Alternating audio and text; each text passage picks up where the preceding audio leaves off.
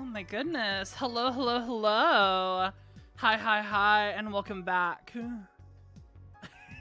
And welcome back to the Apollo Justice Trilogy. Dual Destinies. My show is up. Ah! Uh-oh. Oh no. Already my internet is fighting with me.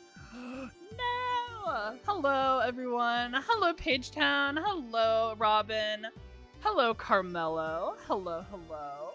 Oh my god. Are we really doing this today? Are we really doing this? Game. OBS. Internet. I swear to god.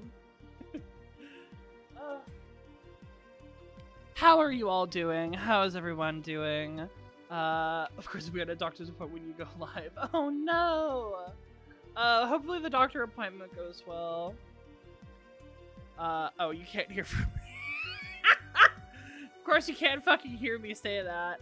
I hope the doctor appointment goes well, Pagetown.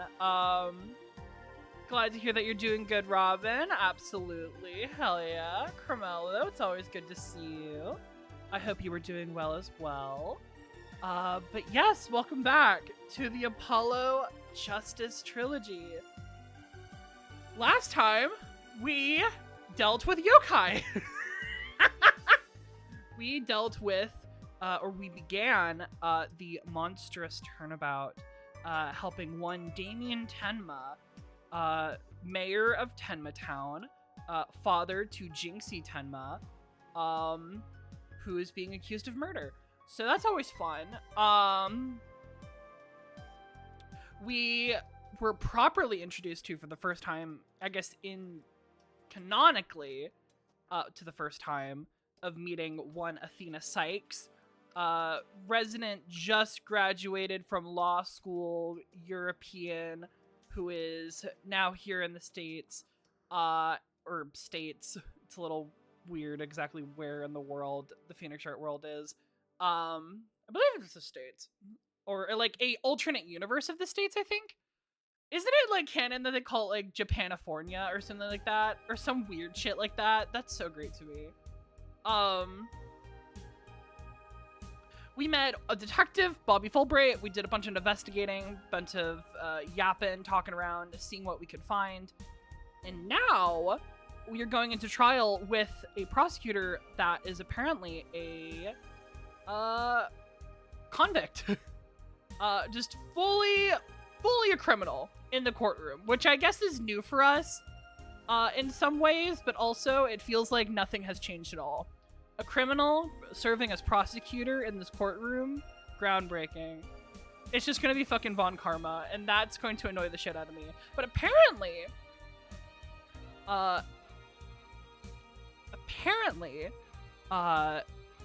Athena seems to know who the prosecutor is, which is very interesting. I think, what did they say? Blackquill was their name? Which is such a name, by the way. So I guess today we're gonna learn about exactly who this Blackquill is. It's not canon, but fans call it Japanifornia because they say California, but this is... they say it's California, but this crap is not the U.S. justice system. I see. Alternate universe where they have the Japanese legal system instead of the American legal system. Fair enough. I see. That explains it. Thank you, Robin. But yeah, I guess today we go right into it. We go right into this shit.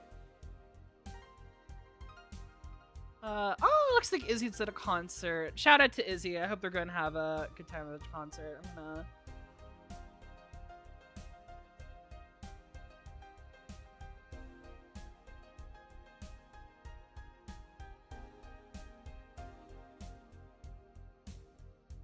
Hopefully they have a good concert time. Where's the little... There we go. There we go. I'll send them a little heart as well. Ta-da! All right. Well, without further ado, now that we got everything that we did last time, there's a lot of crazy characters. I feel like I didn't do any of them justice. There is Filch. There's a guy named Filch who looks like a tanuki. there's someone named LaBelle who is the murderer. We knew that. We can just tell based off of how they act. Jinxie's a character on their own. Tenma's Damien's a character on their own. Athena's a character all on their own. Bobby Fulbright is a character on their own. Everyone's a character. Everyone's a fucking character in this game. I mean, in the literal, not the literal sense, but also in the literal sense. So I have a feeling that we're going to be most likely interrogating Filch, since they seem to be the main witness so far. And maybe we might interrogate not Tenma, Jinxie. There we go. Ads! Oh no! At least I think they say it's California. I don't know if it's specifically stated. You could probably just figure out where the localization is meant to take place of, because the time stone shenanigans in Game 1 case. That's probably where the... Oh, I hadn't thought of it like that.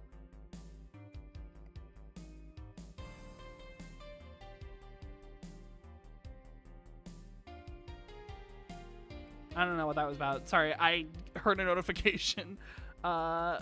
Their apologies. Hopefully ads are done now. Ads done? Well, I guess we're gonna find out in a second. I think ads should be finished by now. So let's stop the music. And let's open up the game. Here we go.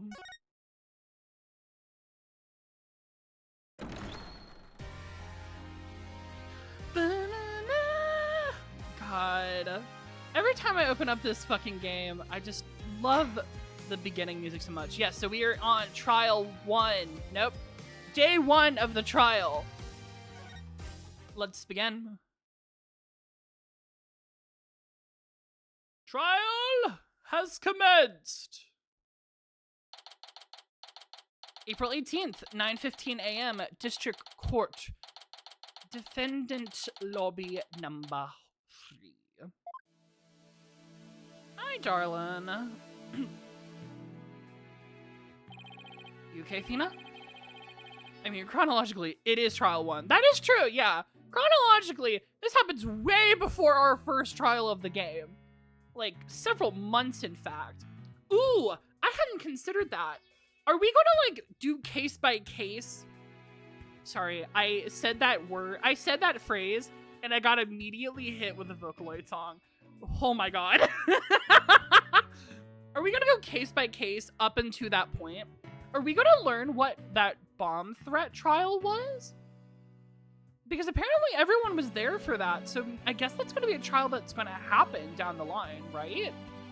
When I say those, I mean those hypothetically, of course. Don't answer those questions. I'm just thinking aloud. But if so, Jesus Christ, that's gonna be interesting to find out what exactly happened there. Alright, hi Athena, you're making 1,000 faces. Are you okay, Athena? You've been really antsy ever since we got here. I'm just excited! This is my first real court case after all. Yeah, a real ball of excitement she is. I know just what she needs. Athena! Oh god. Ah! Didn't you ever learn about indoor and outdoor voices? No, this is Apollo. Every voice of his is an outdoor voice. I'm just trying to show you the best way to relieve your pre-trial jitters. We're gonna keep going back in time until we're back in Apollo Justice, Ace Attorney. Yes, but also, no, I want to keep Athena. Wait, I love her so much. By scaring the daylights out of me? No, I find that shouting, "I'm fine," in a loud voice really relieves stress. Can anyone in chat confirm by shouting "I'm fine" very loudly can help relieve your stress? Maybe I should start trying doing that. I'm stressed out a lot, so maybe I should just start screaming "I'm fine" so I can feel better. It's part of my Chords of Steel workout, and a must before every trial. You want me to shout? Here? That's right. Here. I'll go first, and then you try. I'm not screaming. I've done enough screaming today. I'm Apollo Justice, and I'm fine. All right. But it would at least make you laugh. That's true. I'm Athena Sykes, and I'm fine. Huh. I think that actually worked. Thought it might help. Always works for me. An old friend of mine from junior high and I say it all the time. Oh?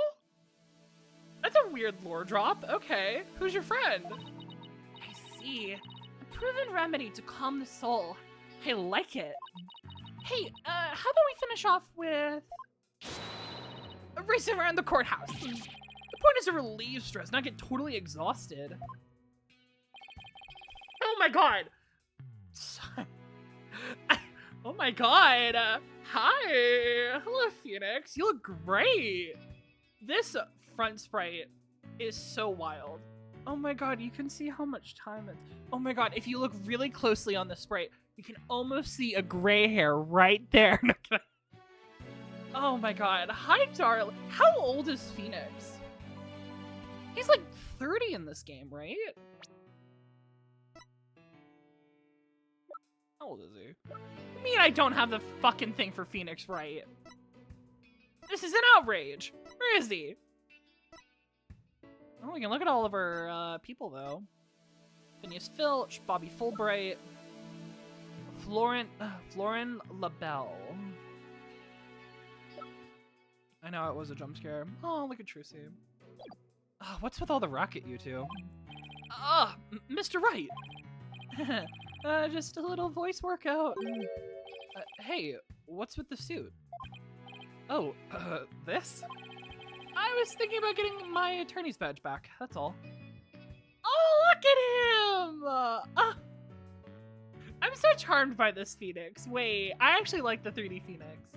Look at his little smile. Oh. That's all? That's huge news! But why now? I have a feeling I'll be needing it in the courtroom again sometime soon. But we can talk about that another time.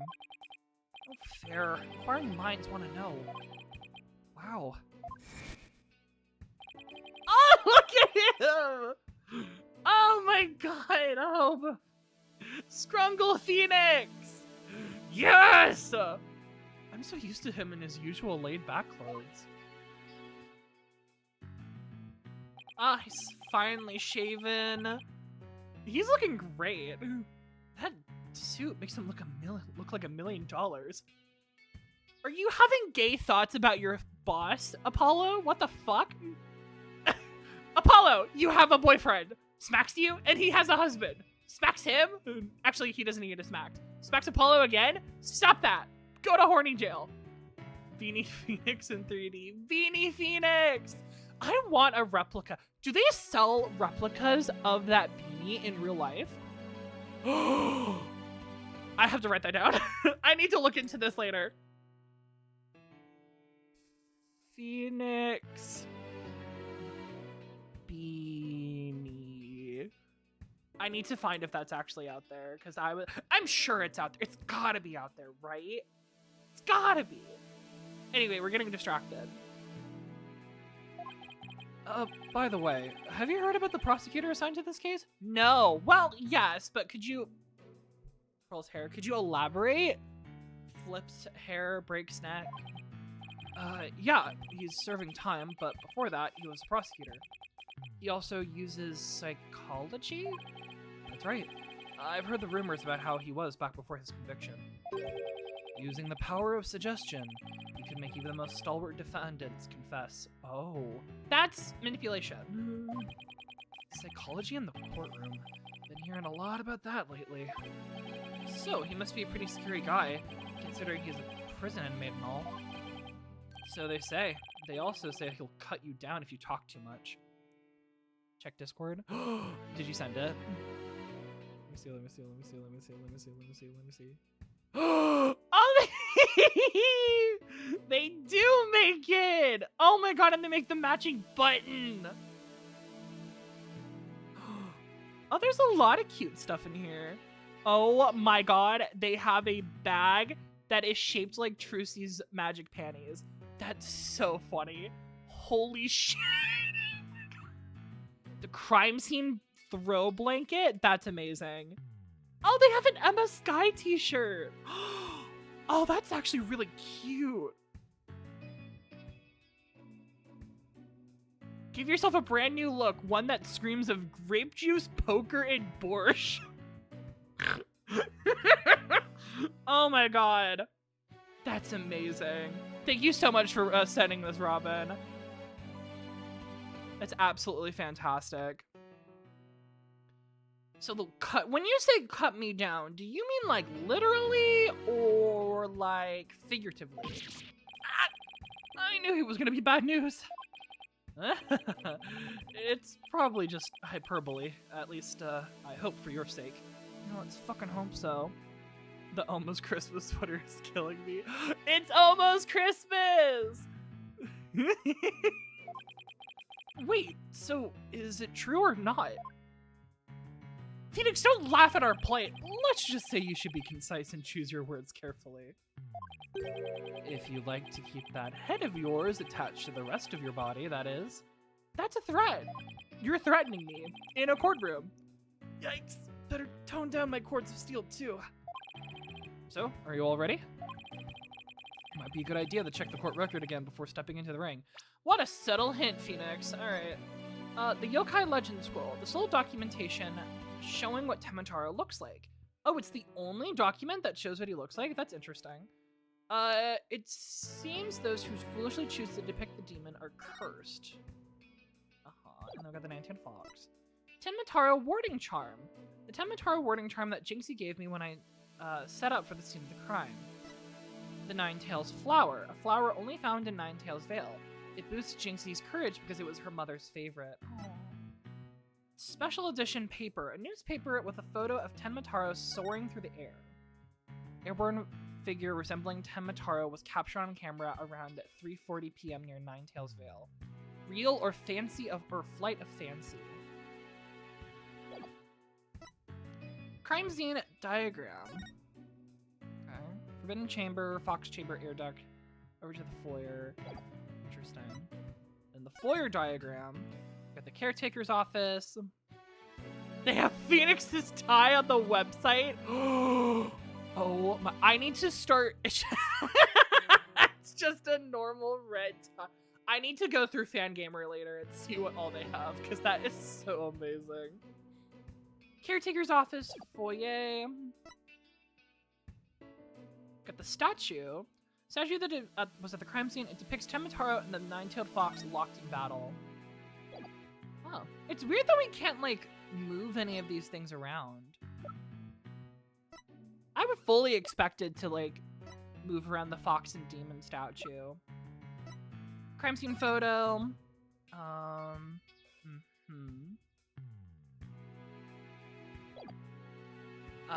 Photo of the fox chamber. There are bloody footprints and blocked feathers scattered on top of the blood. The amazing Ninetales mask. Mask found washed up on the riverside. It might have been at the crime scene. White hair inside. Amazing Ninetales glossy. Photo of the hero who sparked the monster craze and saved Ninetales Vale from becoming a ghost town.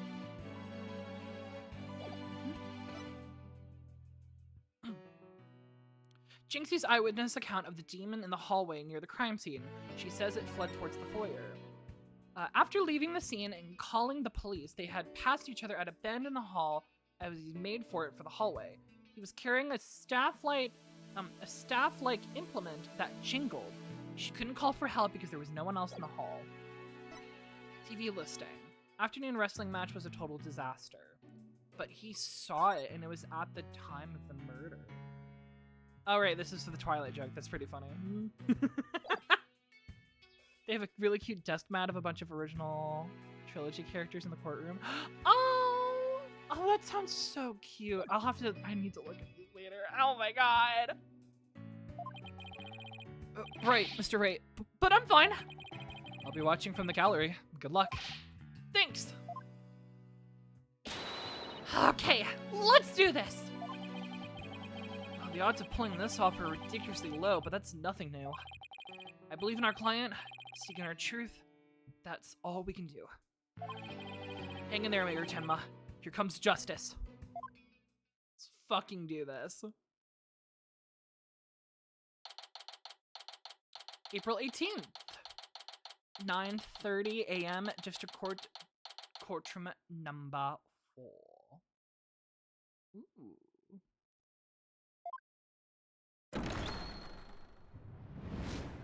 Court is now in session. All rise. Court is now in session for the trial of Damien Tenma. Hi, Judge. You're looking pretty good today. How you doing? Apollo Justice, defense team leader, is ready, Your Honor. I know that big booming voice anywhere. As chipper as always, eh, Mr. Justice? Who is that young lady next to you? I'm Athena Sykes, Mr. Justice's junior partner and fresh out of law school. Well, no, full of beans too. Full of beans? Don't ever be full of beans. Don't ever describe anyone as being full of beans. That's an insult. Excellent. Makes the old man feel young again. Now for the prosecution. Oh. It appears the prosecution is not ready yet. Where the fuck is the prosecution? Hello? Oh my god! Is that a poster? Oh my god, that is so cute. Oh my god. Oh my god! Godot and Mia in the background. Birdie and Gumshoe in the background. This is so cute.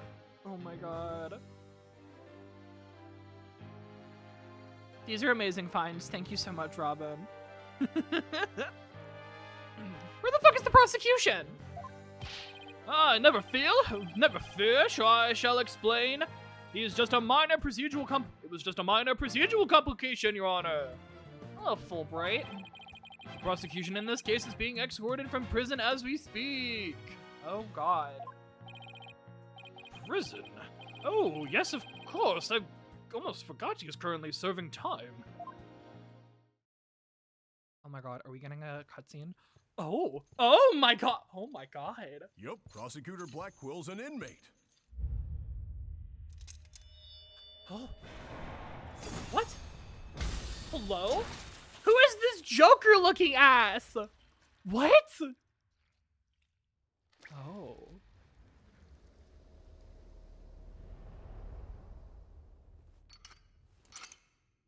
But even a convicted murderer still got a job to do and duties to perform. Oh. Oh my god.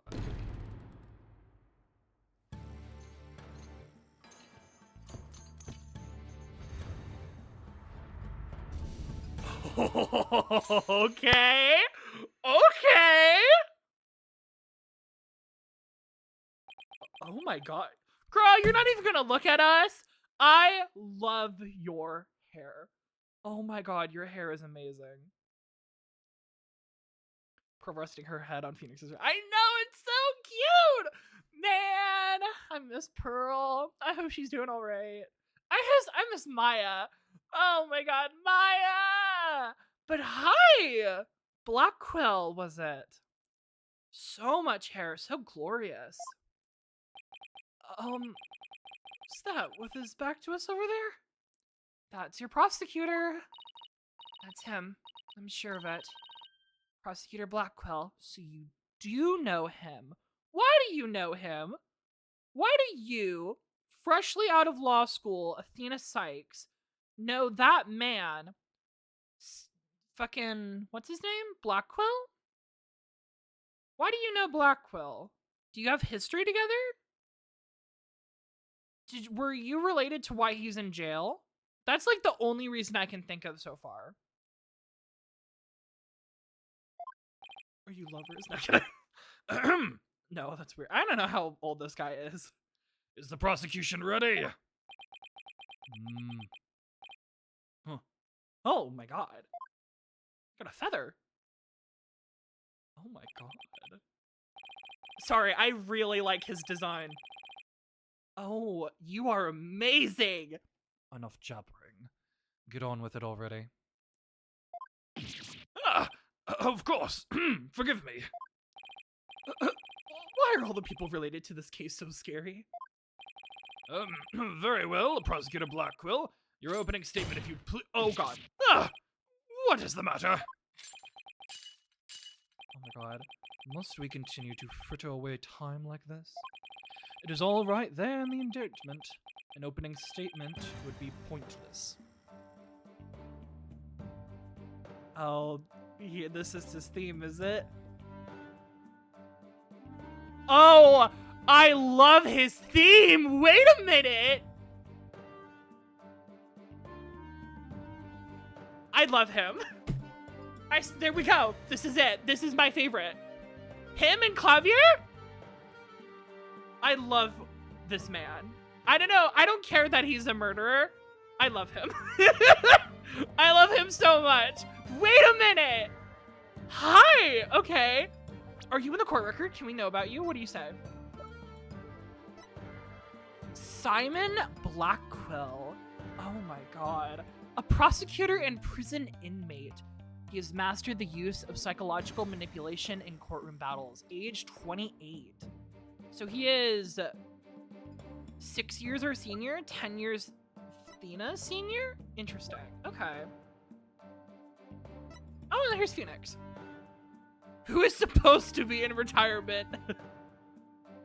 34. Okay, so he's in his 30s. Pointless. Oh, well.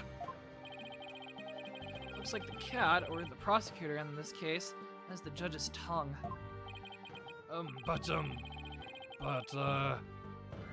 We need an opening statement as an overview of the, case at hand. The goofy thing in the Discord? Let me see. Oh my god, they made Toriel 3D! She's so round! They filled her with air! Oh my god. They filled her with so much air. No, what happened to her? That's amazing. Well then, your baldness, if it is so very important, why don't you do the honors? Who? Me? There's a term for people who whine and fuss about how they need silly, useless things, and then decide they no longer want them once it's theirs. A selfish old fool. Huh? Wait, was that the prosecution's opening statement? Old daughters, such as yourself, are a plague upon the young. I pity your poor grandchildren, or is it great-grandchildren? Oh my god, he's just going in. The woman was too stunned to speak. All these years I thought the opening statement was the prosecutor's job. But I suppose I could give it a try. It might be a nice change of pace. What? Actually fell for that? That must have been the power of suggestion Mr. Wright was talking about.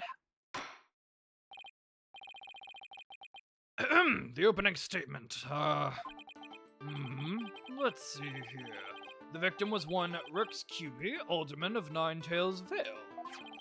And the defendant, Damien Tenma, mayor of Tenma Town, is accused of his murder. And why, pray tell, was the mayor arrested? His prints were on the murder weapon. Plus, he had a motive to eliminate the biggest roadblock to the municipal merger. The caretaker and secretary, other potential suspects, both have alibis. Yeah, we'll see about that. And his daughter, who was also in the vicinity at the time of the incident, has no motive. So in a nutshell, I'd have to say the charges against the defendant are incontrovertible. bravo, your baldness. Your years of experience shine bright like your head. Oh, flattery will get you everywhere. He's playing Simon Says with the judge. Oh my god, is that the joke of why he's called Simon? That's actually amazing. He's literally playing Simon Says, just doing whatever they say to do. That's amazing! Moving right along, let's hear from our first witness for today, Detective Fulbright. Gladly. Witness, please state your name and occupation. I'm the detective assigned to this case, Bobby Fulbright. No one else to be keeping tabs on old Black Quill here. I don't like his theme as much as I like Simon's theme, unfortunately. It's a little too, like, trumpety for my tastes. I also heard you would provide protection if it ever came to that. It would seem that I have been sorely underestimated. Wait, who's protecting who from what?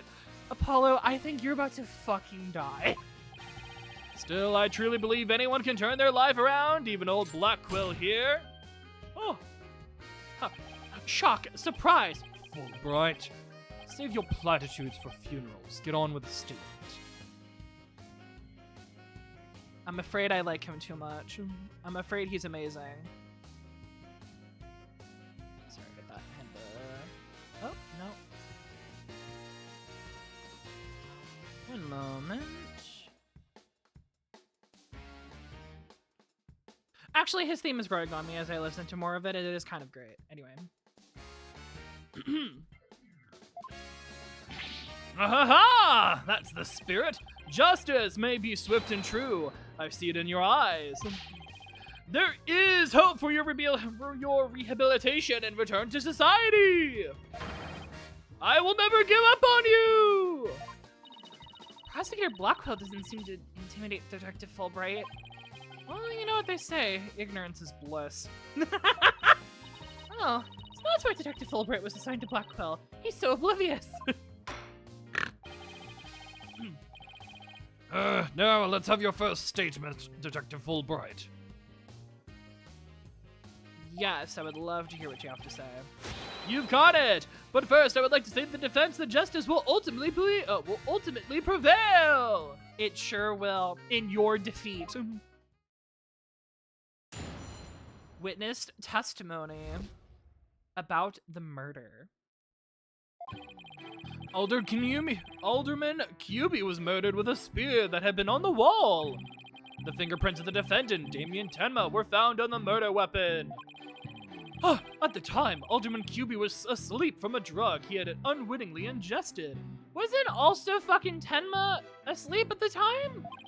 Mayor Tenma attacked his helpless victim, impaling him like a human shish kebab. But the sudden pain jolted the victim awake, and he grabbed a statue and struck back. Interesting. Alderman Cuby had been slipped into some kind of sleep-induced drug?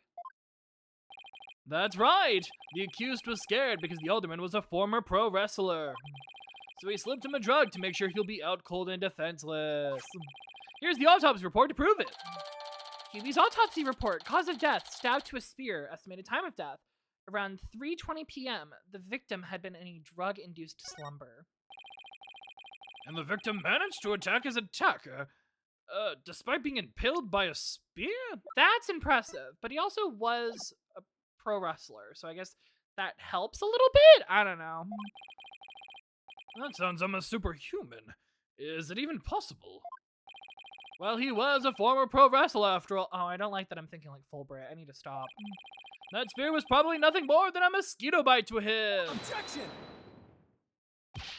Not so fast. Don't even try to brush it off. Don't even try to brush it all off by saying the alderman had been a pro wrestler. Did you really expect us to believe he could fight back after being skewered by a spear? Never heard of the incredible feats of which a man is capable of another pinch, have you? Like the samurai of yore, wrestlers can battle through intense pain. It sharpens their senses. I used to talk about it with a former wrestler I met at the clink. I don't know. It still sounds a little far-fetched. And does it now? And perhaps we should test the theory on you with the edge of my blade. I didn't sign up for this!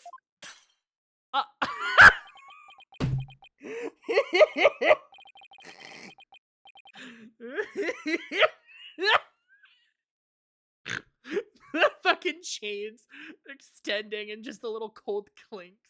And so your life is spared. For now. I keep looking through Fangamer and keep finding cool things. A lot of the shit you sent have been really cool so far. I need to look through it later. Please let those shackles be made of a titanium. I don't want to die. Aha! My investigations are as thorough as they are foolproof. For my name isn't Fulbright. I vow to resign immediately if I ever make a mistake or a false arrest. Well, be prepared. The accused prince were on the weapon, and he's the one without an alibi. Quite decisive evidence, wouldn't you agree, your boldness? The defendant is sounding guiltier by the minute. He has the judge leaning towards a guilty verdict, and the trial's just barely begun. What's more, a curious rumor about the accused is making the rounds. He seeks the merge for the purpose of freeing Tenma Taro from his imprisonment. Truth be told, I can think of no real reason to show interest in that backwoods burg. Perhaps he's a complete nutter and really does seek to release an imaginary demon. Either way, he is raving mad and more than capable of murdering the alderman. The mayor's a strange one, alright. I heard he went to a blood drive, but instead of donating, he tried to make a withdrawal. That's crazy! Order! There will be no gossiping in my court. Your boldness. Please take a gander of those charms plastered across his cranium. I hear they're meant to keep him safe from the possession by the demon Tenma Taro. Then again...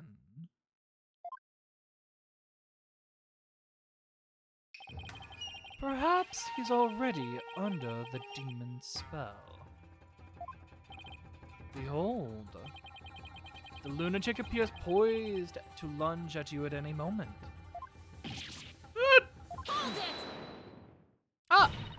The rumors and quirks of Mayor Tenma have no relevance to this case. Besides, those charms in his head, they're just a fashion statement, I think. You need more conviction. They're from his daughter. It's like a good luck charm. Come to think of it, such things don't seem relevant to the case, do they? The prosecution will refrain from dragging our client's reputation through the mud. Oh, what a dreadfully fearsome lass we have here. Thanks for that lifeline, Athena. Careful, Apollo! He has the judge dancing in the palm of his hand. Power suggestion is one of the more powerful tools in Simon Blackwell's arsenal. He's trying to manipulate everyone's impression to suit his objectives. This guy really is bad news. And you seem to know a lot about him, don't you, Athena? Why is that? In any case, it seems the victim did manage to defend himself despite being impaled. What sort of weapon did he use against his attacker? None other than this statue right here! Appears to be a statue of two strange creatures locked in battle. Two yokai, to be exact. One on one side is the nine-tailed fox, and on the other, Tenma Taro. Quite interesting if you think about it, as though this very case were rendered an art. Nine-tailed fox has been updated. The mayor's blood was found on it, but no prints could be lifted. Interesting.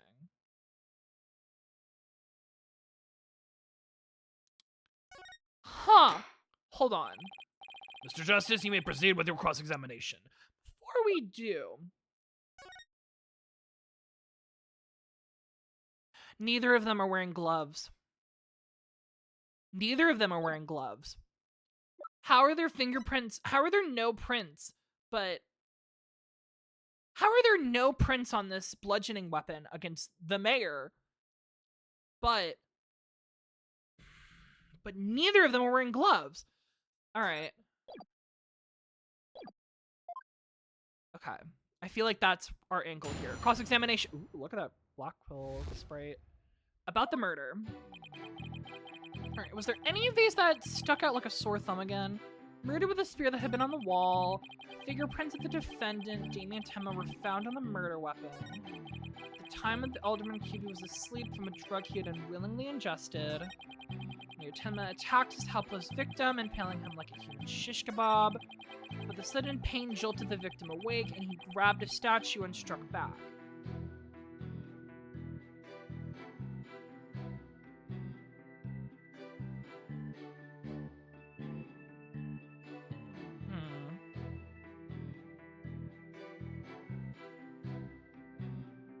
I guess we can press... I kind of want to press this one. Grabbed a statue and struck back? I don't think.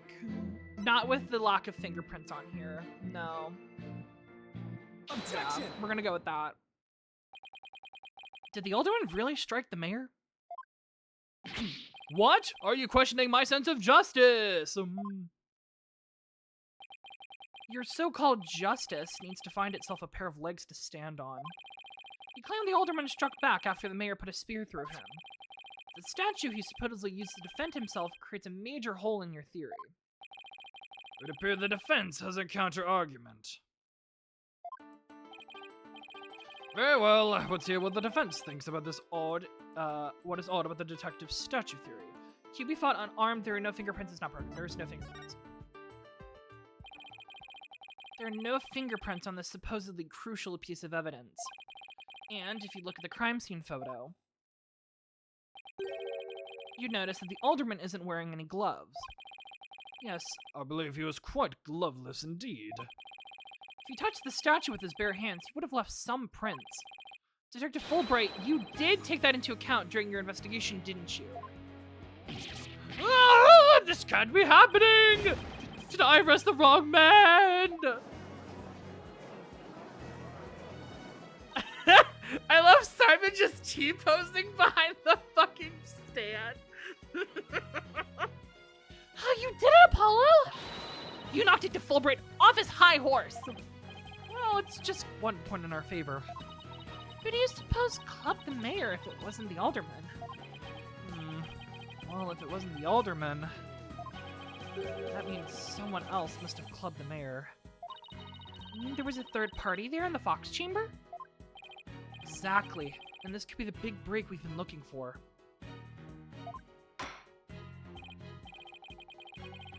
There does seem to be a hole in the prosecution's argument. Prosecutor Blackwell, would you care to respond to the defense's assertion? oh, he's as calm as ever.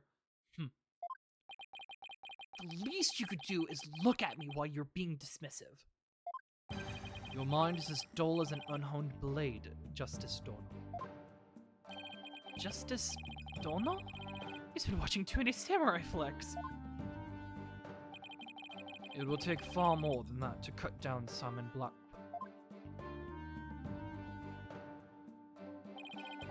A whelp such as you has no hope against my superior swordsmanship. This is a trial, not a sword fight, Prosecutor Blackwell. There's a perfectly good explanation for the lack of prints on the statue. You might recall that the blood-stained cloth found at the scene of the crime. Well, it just so happens that the blood was the mayor's. Oh, no. That's not good. So, what are you getting at? Oh, no. Own your mind, boy. Why was there blood on that cloth? Solve that riddle and you shall see the hole you thought you found is but an illusion. Now, let's see. How was that cloth used? Was it used by QB as a head covering to wipe up blood to wrap the statue? I want to say the second one, but it's probably that last one, if we're being so fucking for real. Because that explained the blood, and that would explain the lack of fingerprints.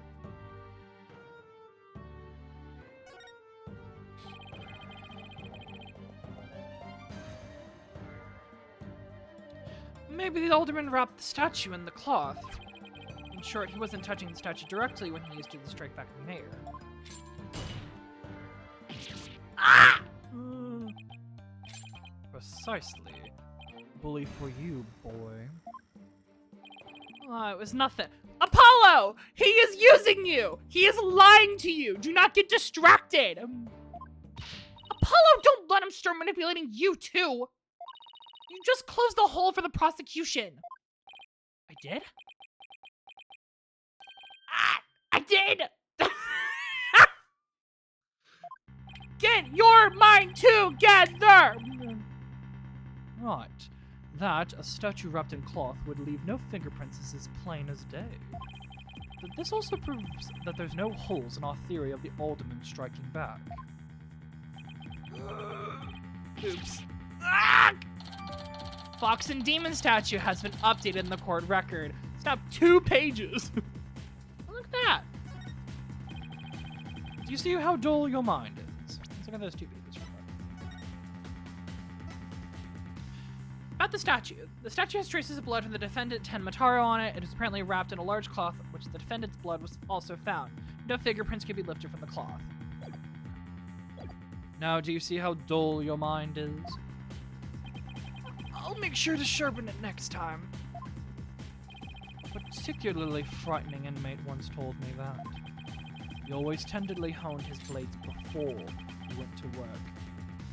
Like the samurai of yore. Samurai? Sounds more like a homicidal maniac to me. Actually, he was working in the prison kitchen at the time. Oh. Wait, so the inmate was a murdering samurai prison chef? It would seem that the victim and his killer were the only ones in there after all. It's kind of attached to that hole. No. Sorry. Oh my god. Sorry. That's That's such a dumb sentence. Now what? Apollo, I just thought of something. If they didn't find anyone's fingerprints on the statue, who's to say someone other than the alderman didn't hit the mayor with it? Why didn't I think of that? Anyone could have not left prints on it. Then who, pray tell, struck the mayor with the statue? Please, illuminate us with your wisdom, young lady. There's only one answer. The real killer. Do you two know each other or not? I'm trying to clock a vibe here, but Blackwell's like letting on to nothing, but Athena's like laying out almost everything it seems. You're even bantering. What is going on? Prove the existence of this real killer, then. What evidence have you? I'll give you evidence, all right. Athena, are you sure about this? To borrow your words, Apollo, I'm fine. Take a look at this. Black feathers and tracks, alleged from a yokai, were found at the scene. I believe they're from the third party who struck the mayor with that statue. Oh, good on you, Athena. Because that's like the one thing we don't have an explanation for, is the tracks and the feathers. Is the defense actually suggesting some sort of monster killed the alderman? That's exactly what I'm suggesting. Objection! No, Athena, you just lost what little credibility we had left.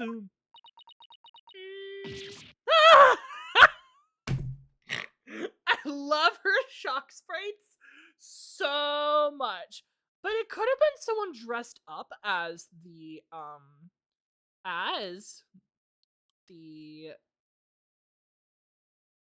person, as Tenmataro, right?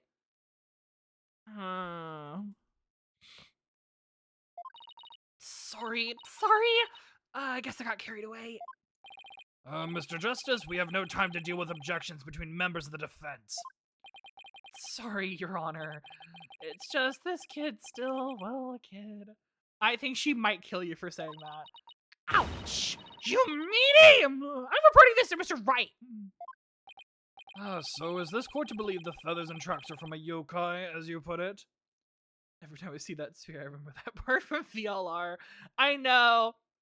Now it's making me think about it, and I'm like, there's no way. It really, you know what's so funny about this image, now that I'm looking at it again? It really is reminiscent to me of that scene in VLR. Man, sorry. No, Your Honor. I believe they're a fabrication.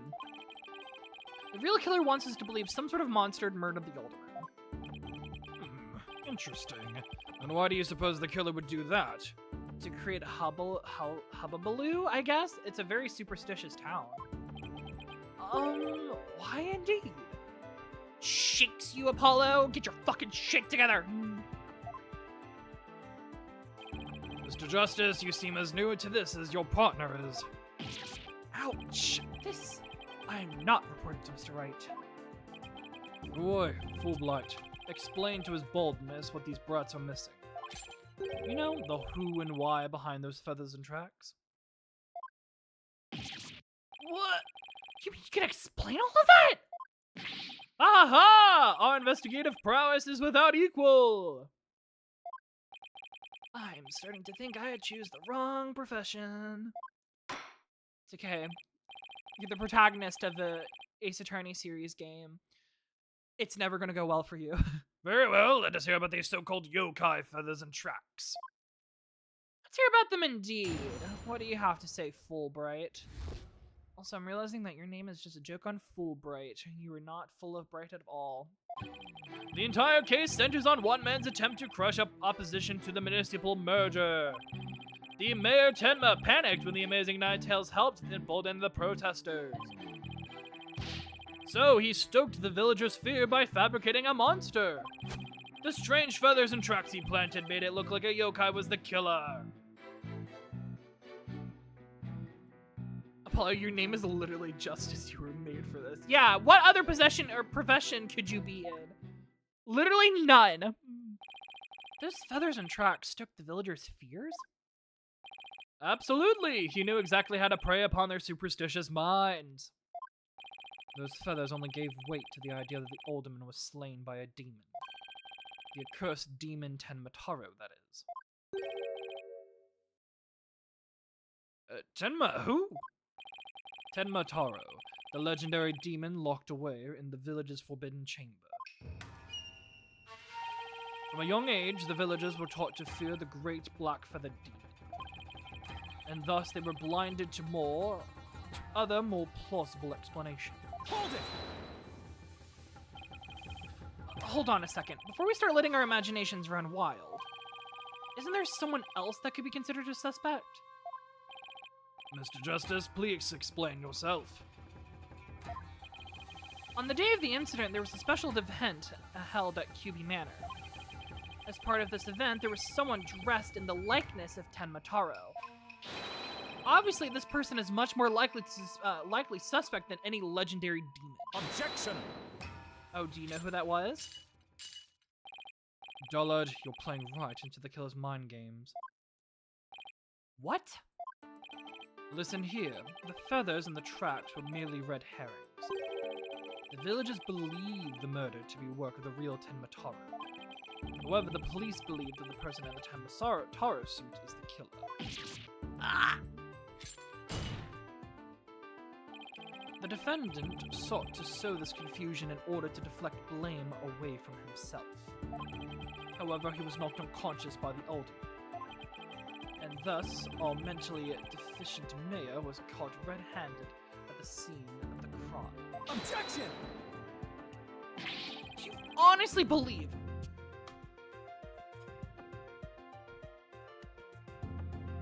Oof, sorry. Would you honestly believe Mayor Tenma would do something so stupid? Objection! The evidence speaks for itself. Fulbright. Right! It was the mayor's last-ditch effort to stop the opposition before things got crazy. The Amazing Ninetales was fueling both the yokai craze and the anti-merger movement. Plus, he's the one better-known masked wrestler and a hometown favorite. That's why the mayor panicked and set out for the path of injustice. There's something so weird about that. I don't know what it is. I don't know. Something's wrong. Something ain't right. But the people of Ninetales really believe a yokai is behind the crime. Yokai sightings are an everyday event there, so I wouldn't be surprised if they did. I must say, a crime that preys upon innocent, impressionable minds. Just so, a particularly silver-tongued inmate once had the following words for me. The innocent of heart are the easiest prey. You don't say. Was this inmate a con artist? No. He was framed for the murder of his beloved. Actually felt sorry for the poor chap. Oh. Wait, so he wasn't the predator, but rather the prey? Yes, well... Now then, the defense may proceed with their cross-examination. Gladly. Cross-examination.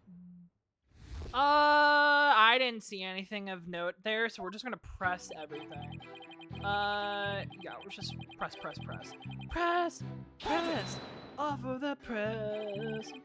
Detective Fulbright, is the anti-merger movement really that strong? Oh, absolutely! They parade around in yokai costume shouting, "Down with Mayor Tenma!" And just the other day, they stormed Tenma City Hall, claiming it was a den of vipers. But when the accused showed his face, the angry mob scattered like leaves upon the autumn wind. Where you see lowly yokai are no match for Tenma Taro, the dark lord of their kind. Wait, were the villagers scared of Mayor Tenma or Tenma Taro? I'm confused. I think he means Mayor Tenma. It's easy to get the wrong impression about the guy. Detective Fulbright, why do you suppose the defendant would commit such an act?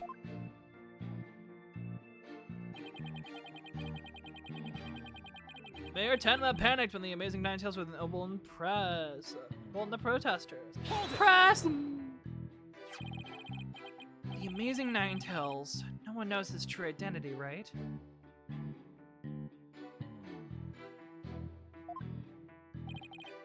That's right! And he was a lone wolf. In other words, he didn't belong to a wrestling federation. He appeared like a shooting star, defeating one Tenma Town wrestler after another.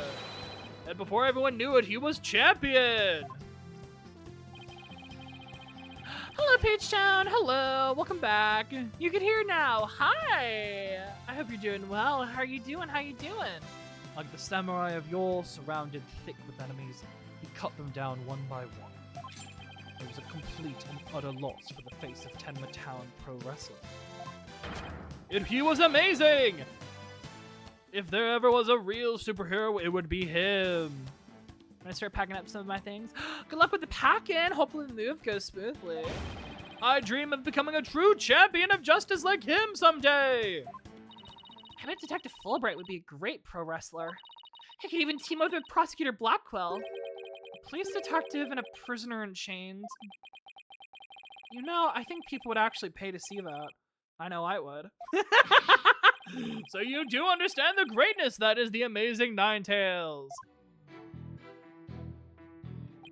So he stoked the villagers' fears by fabricating a monster. A monster! Being a new season of MC Subserver, I got lesbian cats that would teleport them because they were busy kissing. Oh my god, we love the lesbian cats. Let's go! Shout out to all the lesbians. Did the murder and yokai evidence really stoke the villagers' fears? Absolutely! It had an immediate effect. The presumed return of the dreaded Tenma Taro has them shaking in their boots. And you shaking your fist, Jesus. Oh my, is it really that bad? Not superstitious lot. If it is their Jack the Ripper, that it is as if Jack the Ripper had been set loose in their village. The mere thought of that demon lurking about is enough to spark a mass exodus. I see. That's a very persuasive argument. The mere thought of his honor buying into Simon the Sacco Slasher's words makes me want to spark my own exodus out of the courtroom right now. That's Simon Blackwell, the prosecutor. Their names are Sappho and Sunset. Oh, Simon Blackwell, who Athena apparently knows about. We don't know how, we don't know why. but he is a master manipulator. So you see, there could be only one reason why anyone would plant those feathers and tracks. I'm going to take a look at those feathers and tracks, actually, because I think that's going to be the important clue here.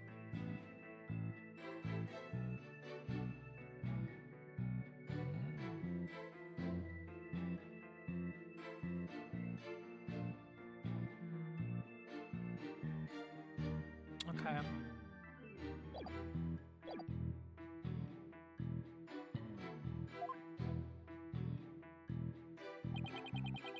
Was a bird killed in this trial? Jeez. They actually think the bird was the murderer, so let's press this one. But it doesn't add up. What you said is true. Why top it off with murder? What do you mean? You claim that our client planted the yokai evidence to stoke the villagers' fears. So, if so, then why stop there? Why not stop there? Why murder Alderman QB? Excellent point. It is, isn't it? So, Your Honor agrees there was no reason for the murder, correct? Objection! Oh shit, here we go. Perhaps the killing was on the spur of the moment. You're saying it wasn't premeditated. I find that hard to believe if you're gonna say anything about these feathers and tracks then. Someone planted that evidence specifically.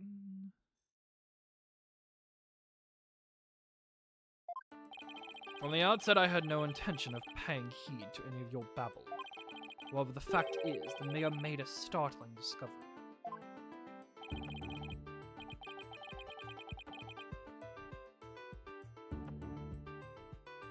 A startling discovery?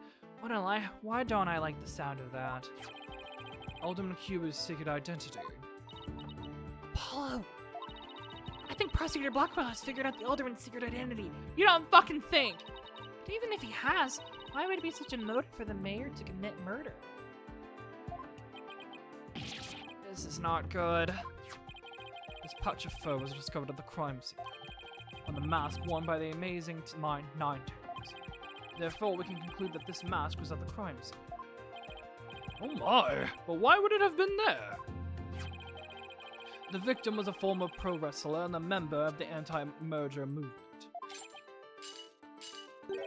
Need I say more? Well, could it really be? Your baldness has an epiphany, I see. Our victim, Rex QB, was the amazing Ninetales. And the mayor's discovery as this fact was the motive for murder. No! God, he's really letting us have it. Oh my god, we look so haggard over there. Oh my god. Order! Order! What a shocking development! A motive clearer than crystal clear. What do we do now, Apollo? I didn't think they tied the Alderman's secret identity to the mayor's motive for murder. At last we've reached my real point. Why did the Alderman have to forge a secret identity? Does it not pique your interest, your baldness? I admit it does. It is odd that he had to create this other persona. Just to secretly participate in an anti-merger movement.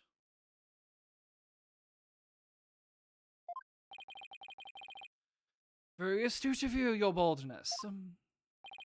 Right, now take a look at this!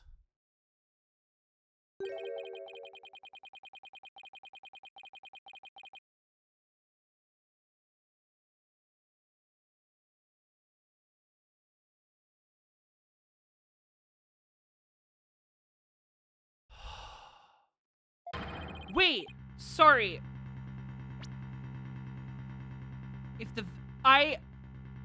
I read that and then I didn't say anything because I was just stunned.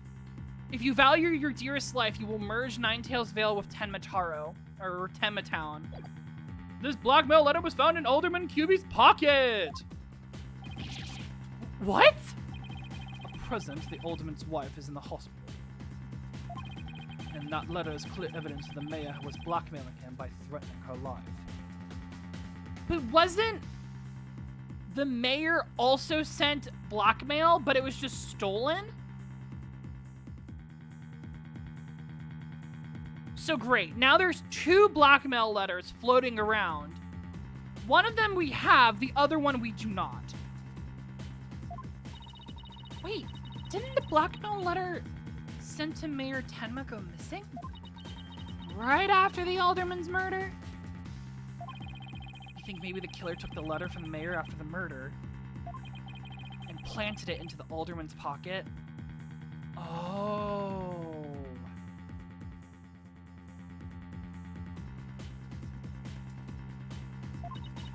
It's possible, but we don't have any proof that it's what happened. Talk about being up the creek without a paddle. So, okay, so they're thinking that there's only one.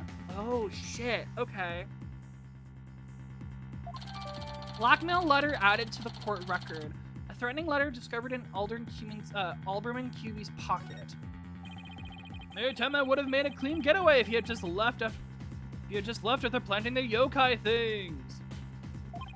But he was knocked cold by his sudden decision to kill the Amazing Ninetales. So it was the Amazing Ninetales' counterattack that brought the entire crime to light. Wait a sec. Fulbright's claiming that the mayor killed the alderman after planting the yokai evidence.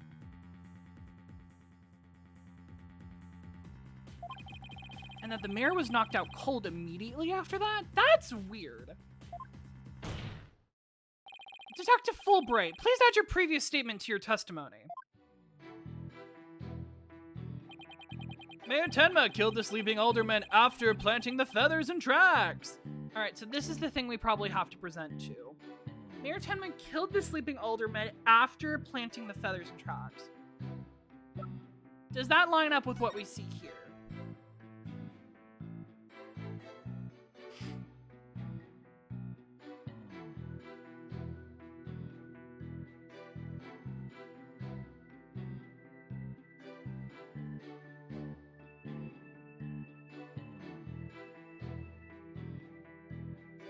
No, because there would have to be blood.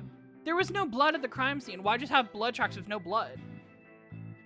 This had to have been after the murder had occurred. And Mayor Tenma was already knocked out.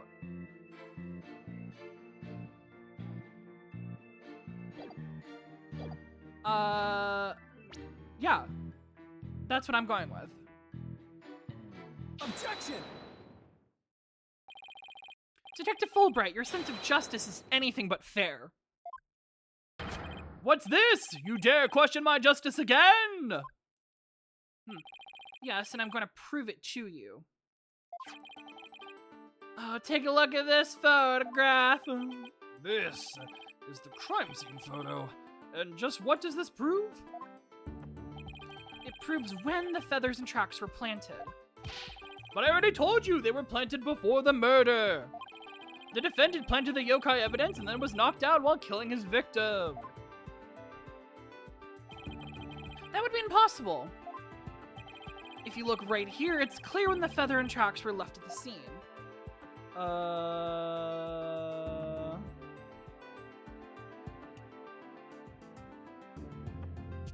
Blood tracks? Because there would have been no blood before then?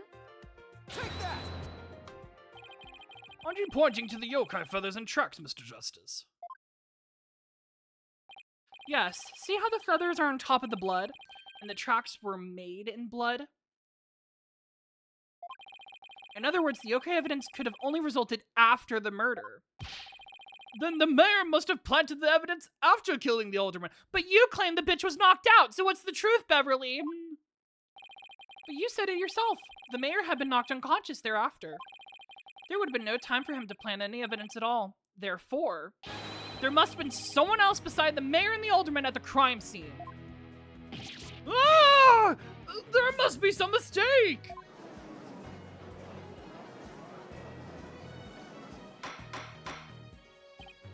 Order! Order!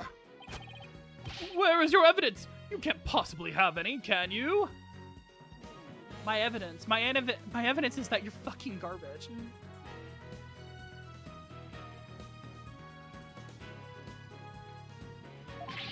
Ha ha!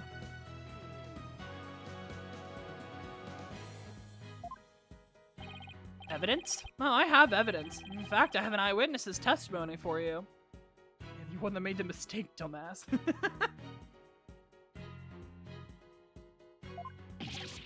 You do? But how? Oh, God. Was my vaunted sense of justice really just half-baked? Oh, buddy. He's taking this really hard. Yeah, truly. Oh, I love this music, though.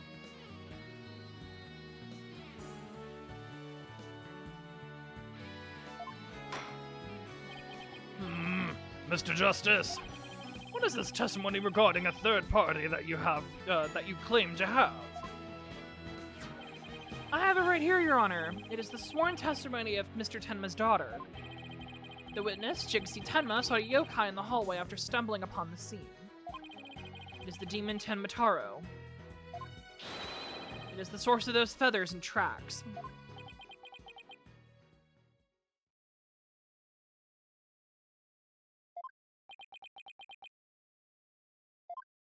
Of course, there's gonna be silence because they're like, you're claiming there's a yokai. You're fucking garbage. But I think it was the guy in the suit.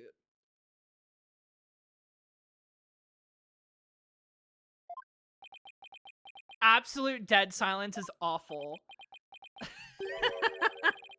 Will someone please say something? The defense will explain to the court exactly what he means. You dare mock this court in justice? You are unfit to bear your name, boy! Your baldness, it appears our defense attorney here is delirious from exhaustion. Apollo, think of something quick before you're held for contempt in court. What do you think I'm trying to do? Before you decide whether I should step down, please hear me out. Very well, Mr. Justice, I'm all ears, but you better explain yourself well. What was this yokai you were talking about? It is all in this statement here. Jigsaw Tenma asserts that she saw Tenmataro. After she discovered the crime scene and called the police, she came around a corner in the hall. It was around here. That she saw Tenmataro fleeing towards the foyer. The defense asserts that whoever was impersonating this monster is the one who left those feathers and tracks behind intentionally or otherwise. What? How incredibly unjust! Why haven't I heard about this before? Because you are a horrible detective. Give me back Emma Sky. Give me Emma Sky. Give me Gumshoe. I'd rather Gumshoe. You're garbage! No, kidding. The defense just proved there was someone else. So the mayor isn't the killer? Was it all set up? The prosecutor is a convicted felon after all. Apollo! The momentum has shifted in our favor! Good. Now let's keep it that way. Objection! Well, there goes that.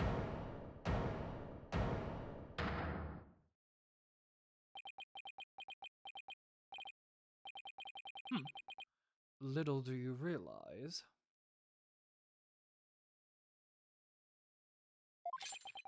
that though you are in the midst of a fray, your sword is broken.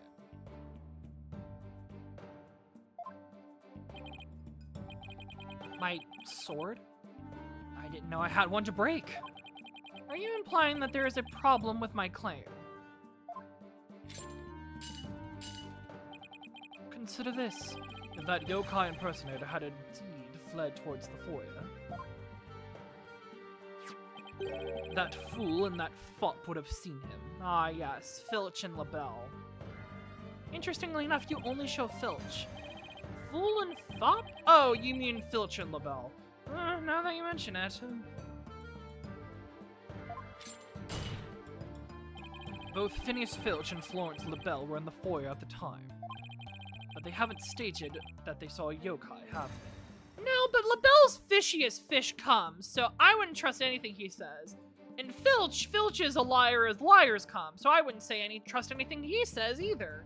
So, your two quote-unquote witnesses are garbage! No, kidding. Did you ever consider that yokai was but a fragment of that scared little girl's imagination? Why didn't those two see Temotaro impersonator pass by? Why didn't we ask them ourselves? I was just about to say that myself. No, really, I was. The defense would like to call Mr. Phineas Filch, caretaker of QB Manor, to the stand. I just know he must have seen something. I suppose we can't ignore the fact that the little girl believes that she saw a monster. I trust you have no objections to Mr. Justice's request, Prosecutor Blackwell. I understand that Mr. Filch is enjoying a nap out in the lobby. I knew that Tanuki was a rare find. But when we captured him, I didn't think he'd end up a witness. Do with him what you will. Did he just say captured? No, wait, I don't want to know. Probably best that you don't know. Very well then. Bailiff, please go wake up Mr. Filch and escort him to the witness's stand. Oh, hi, buddy. Will the witness please state his name and occupation, please? The name's Filch. Phineas Filch, caretaker of the Cuban Manor. Oh, and this is for you, your lordship. Just a little something I thought you might like. Oh, my, what a fabulous pair of shoes. And your honor will do just fine, Mr. Filch. Those are your shoes, aren't they? They're your shoes. You stole his shoes. Ah, it's those shoes again. Don't they belong to Detective Fulbright? Don't tell me Filch stole them again. They are your ownership, sir. What? But they seem awfully expensive. He's bribing you. He's bribing you in the middle of this courtroom trial. Yep, too expensive for me, but I reckon they'd be perfect for someone like your ownership. It is a kind gesture, but legal ethics dictate I cannot accept such gifts. Your Honor, this guy needs to go to jail. Your Honor, this man is a criminal. Cease and desist. Aw, ethics schmickthics. Just take him if you want. Polish him up real nice for you, too. I'm sorry about the shoes, Mr. Filch, but I will accept your testimony. The court would like to hear whether you saw Tenmacharo in the foyer after the murder. Yes, tell us everything you know. Filch's testimony. Hi, buddy. Guarding the foyer.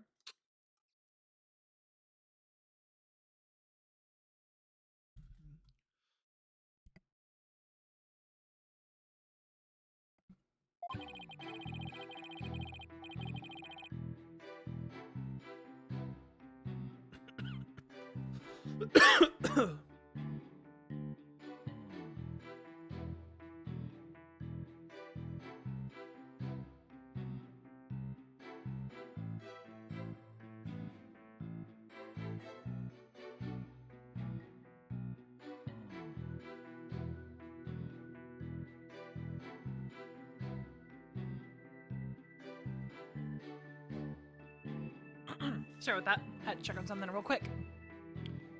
Hello, Filch. Oh my god, Napster blue shirt. Sorry, I just saw that. Anyway.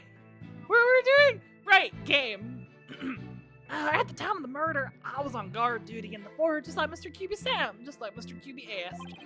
I was making sure no one, fair, foul, fishy, or otherwise, could get to our guest. I was still in my office keeping a good watch when the murder happened after 3 p.m. No, you weren't.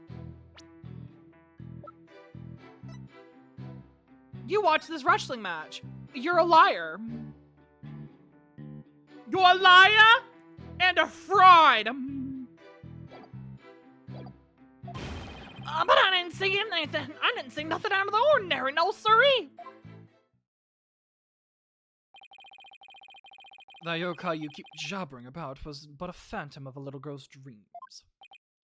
So, you're really telling this court you've never saw anyone dressed up like Tenmataro? Yeah, I was guarding the whole time. That's the truth, whole truth, nothing better than the truth. And Tenmataro? Bah, you don't really believe that in all that yokai mumbo jumbo, do you? I certainly don't.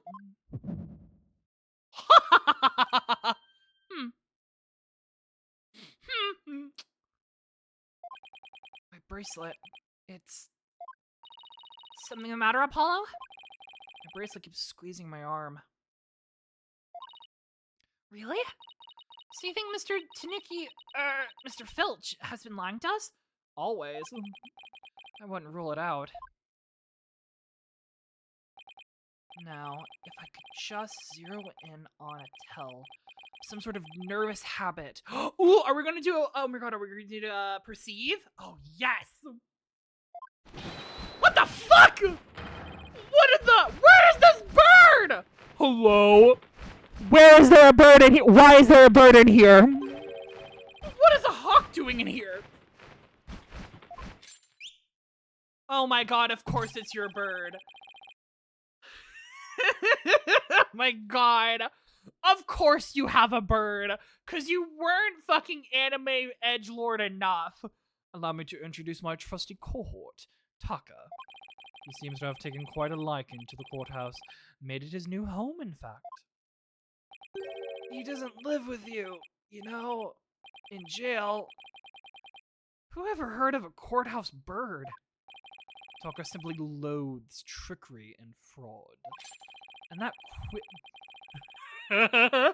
that queer power of yours seems to have offended my dear bosom buzzard. That queer power of yours. Damn, he's really just naming and shaming you, Apollo. He's calling you gay to your face. Like, personally, Apollo, I wouldn't take that if I were you. Actually, maybe you should, because it is true, you are a homosexual, and there is proof of that.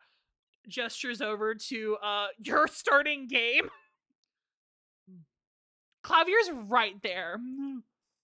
That queer power of yours is so funny. This isn't some sort of trick or... Ah! I won't be able to spot squat like this. What the heck's going on around here? Run for the hills! No pets or other animals allowed in the courtroom.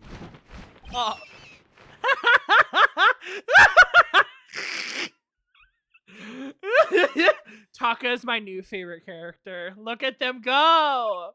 Ah! Somebody help! Oh, he's merely having a bit of a sport. He won't harm you, save when truly famished. If that's the case, Prosecutor Blackwell, you will ensure your feathered friend is properly fed. Oh my god, he goes scratch. Looks like we have to do this the old-fashioned way. We'll be fine, I think. There was someone dressed as Tenmataro. Filch should have seen him. We'll just have to put our faith in Jinxie's statement for now. Mr. Justice, please proceed with your cross-examination, and do not mind the bird on my bald head. Bald! Cross-examination. Guarding the foyer. Immediately running to that third... Which one was it? Was it the... No, not that one. Making sure no unfair or foul, fishy or otherwise could get into our guest. I was still in my office keeping a good watch when the murder happened after 3 p.m. No, the fuck you weren't, because you like wrestling too much. Don't lie to the court like that, Mr. Filch. Hey, it ain't right to go bushwhacking a fella like that. Unfortunately for you, I have evidence that proves that you're lying. Look at this TV listing here, and you'll see at the time of the crime, there was a pro wrestling match scheduled, something you'd never miss. Ah! I didn't watch that one! No, sir, I was doing my job just like I was supposed to. This guy doesn't know when to give up. Mr. Filch, someone even circled the match. It was you, right? Ah! Not only that, but you even told me you watched it. You said, and I quote, "It was a complete disaster." Ah!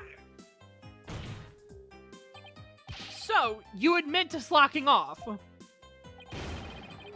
can't trick me with your right-up-poo lawyer talk. I'm one of them professional types, too. I can do double duty, watching TV in the foyer at the same time. The only thing Filch can claim to be as a professional thief. Mr. Justice, you would have this court believe the witness was slacking off. That's correct. He claims to have been watching TV and the foyer at the same time. But that's nothing but a bald-faced lie. Bald, you say? Oh, but I'm not the one who's lying. Perhaps you meant the witness, Mr. Justice. And in that case, let's see what evidence you can offer. You claim Mr. Filch is lying about watching TV in the foyer simultaneously. Now prove it. Ooh. Diagram? Yep, TV is facing away from the foyer. Take that!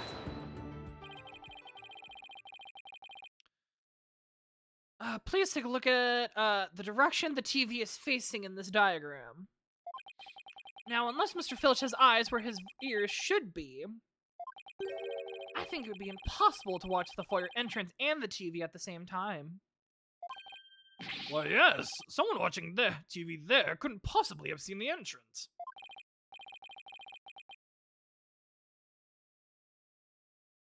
Exactly, and that means, Mr. Filch, you were slacking off and were not watching the foyer as you claimed. Yeah, the bag's out of the cat! I mean, the other way around! You have a bag cat? Amazing. Order! Order! Order! Oh, but Mr. Justice, Mr. Filch is less than still a worth relevant to this case. Bitch, if you didn't see anything, you should not be here. It's very relevant because while he was slacking off watching TV, there really could have been a Tenmataro impersonator in the foyer. Objection! What now? Granted, this Tanuki was lax in his duties, but he still had the foyer entrance covered. What are you talking about? Bird. Bird. This. I'm not a mind reader. Ugh! Auditory sense. His eyes may have been slacking off, but his ears were still hard at work. Right, Tanuki? They were? I mean, yes! Yes, they were! Oh my god! Oh my god, this is some fucking, like... This is some Edgeworth shit. This is some Edgeworth shit right now. You already admitted to slacking off. Now you saying you weren't?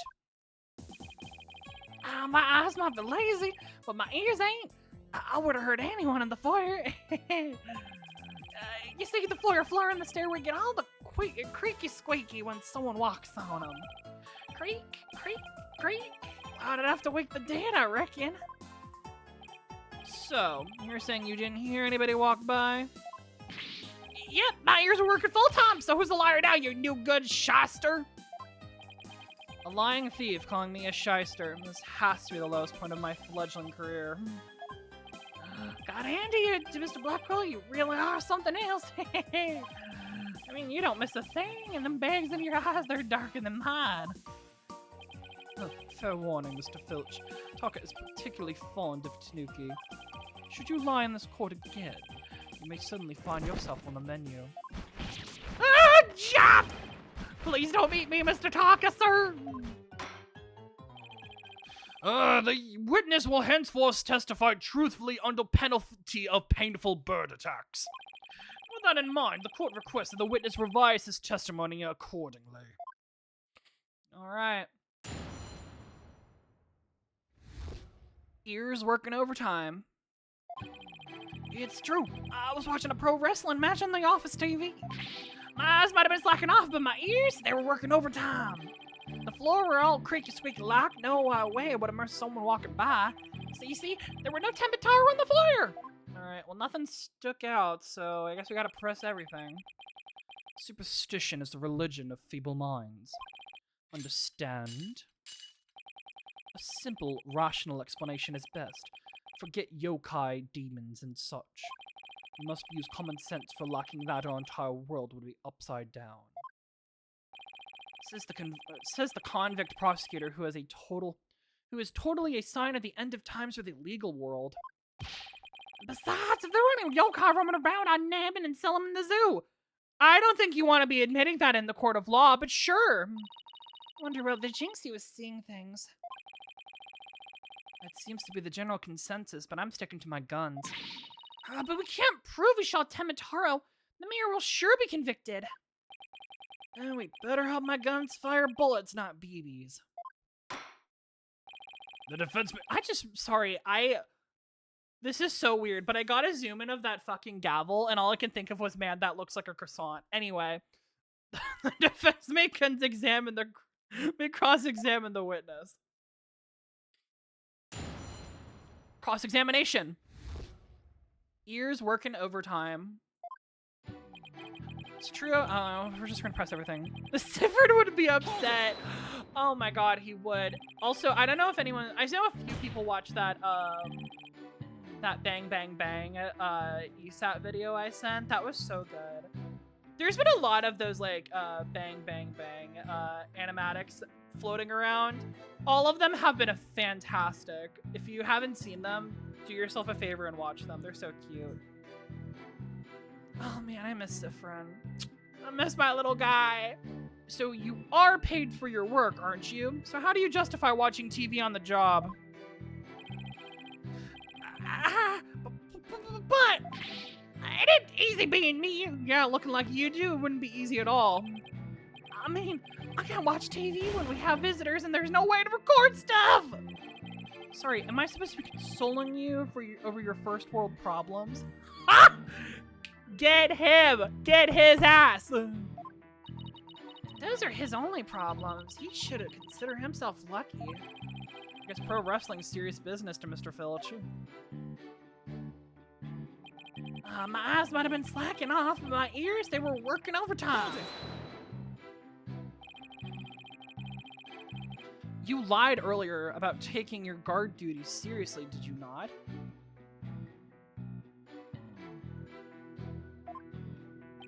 Oh, that ain't no harm in bending the truth a little, right?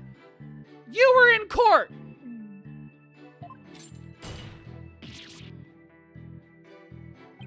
Listen to me, you little tanuki. Lie again, and Taka shall feast upon the forked tongue of yours. Yaps! Sorry, just let me keep my tongue! Please leave it until we get to the truth out of him in any case. You were negligent in your duties, were you not?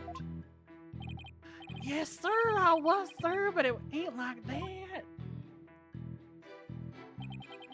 The floor there's all creaky squeaky like. No way I would have missed someone walking by.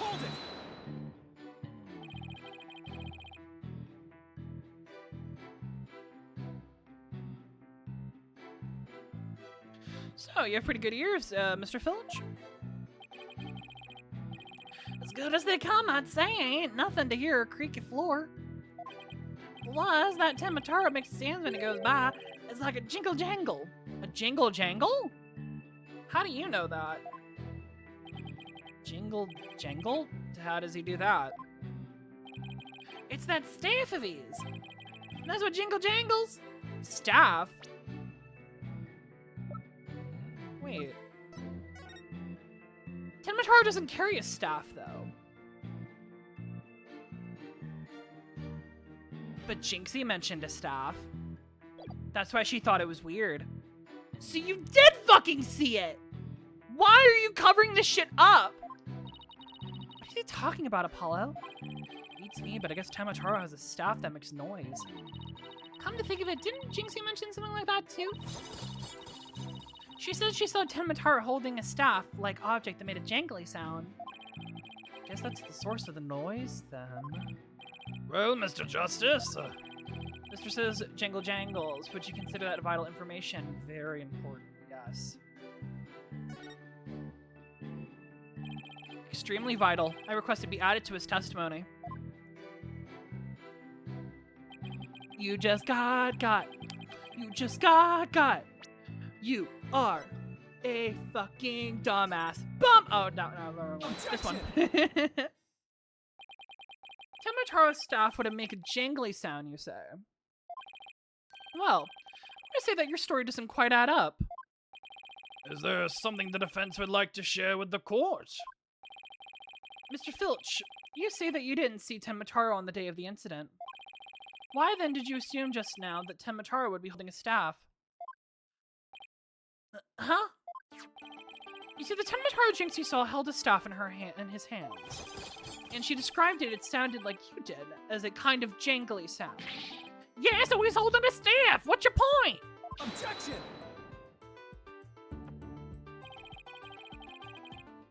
I don't like it when these games have dumbass witnesses who keep lying and yet people just keep letting them talk. I know! We need this man to shut up! The point is that the Tenmataro doesn't use a staff, not normally. Well, what are you talking about? You see, this is the only known documentation depicting Tenmataro. Is there a staff in that picture, Mr. Filch? You're right. There is no staff, not even a cane or a walking stick. Ah! So the question is, why does the witness think Tenmataro used a staff? I believe the answer will overturn the prosecution's case in the most basic level. Well, now, this is getting interesting. Apollo, I think he's flirting with you. He called you gay. He's been nothing but, like, interested in you. And now he's saying this. I think Clavier... I think he has competition. Okay. Oh my goodness. Alright, Mr. Justice. It's time to show the court where you're going with this. Please tell the court why Mr. Filch believes Tenmataro carried a staff. The scroll is wrong. He actually saw Tenmataro. Filch is a scatterbrain. He saw the bitch.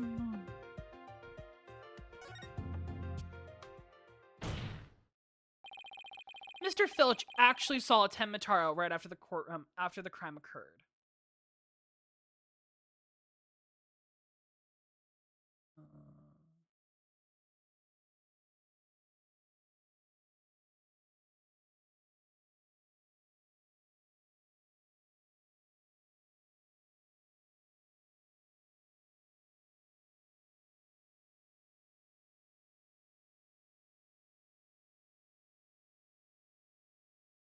Sorry about that. There we go.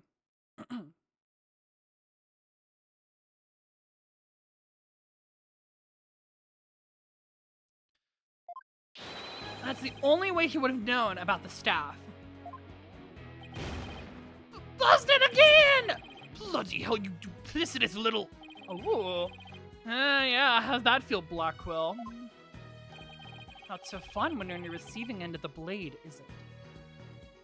God. He's clenching his heart. No, he's like clenching his chest. Oh my god. Look at him! Admit it, Mr. Filch. You did see Tenmataro that day, didn't you?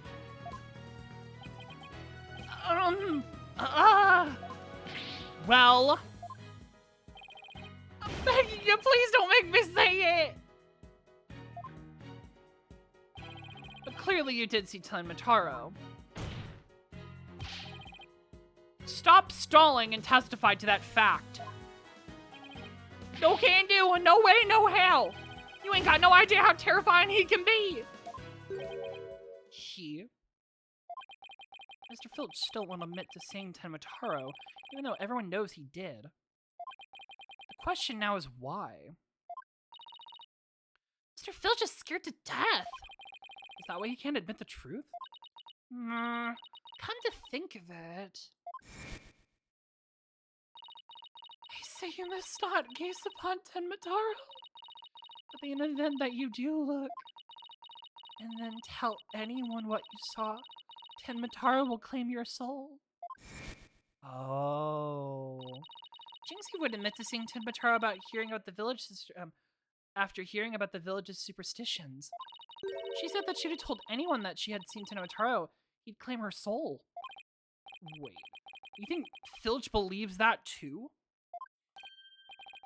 Nah, so, big-time city slicker lawyer has heard about him? Them old village superstitions. The defense, please explain to what the witness is talking about. The people of Ninetales Vale believe some pretty strange things. And their superstitions may be the reasons our witness here can't admit the truth. The truth that he really did see Tenmataro. Yeah, darn straight, that's why! It's all right here! Village superstitions. Ooh. Do not gaze upon Tenmataro. Do not tell others if you see him. Ignoring the superstitions will cost you your soul. There is, however, one way to save it. Your immediate departure from the village. Freeing him will bring ruin upon the village. Oh my god. Ignoring the superstitions will cost you your soul? See? That's why Folk in Ninetales Vale can't talk about seeing Tenmataro! Village superstitions added to the court record. That clears up one mystery. Killer took advantage of the superstitions by wearing a Tenmataro costume. They knew that no one could talk about him, so it was as if he never existed. The defense holds that this Tenmataro impersonator is the true killer. What? Objection! Superstitions, you say? What kind of a fool would actually believe such rubbish? And would that using some little fairy tale could easily expose? And would that using some silly fairy tale could so easily expose the culprit? You'll need to come up with a more rational, common sense explanation than that. Objection! Your common sense is awfully narrow-minded to me, Prosecutor Blackquill. Objection! Try living in my world of narrow cells, moral danger, and dark, sleepless nights. There is no lack of superstitions in the clink, but few are those truly believe in them. Objection! While the village superstitions are real enough to the people of Ninetales Vale, life or death superstitions might even make you a believer.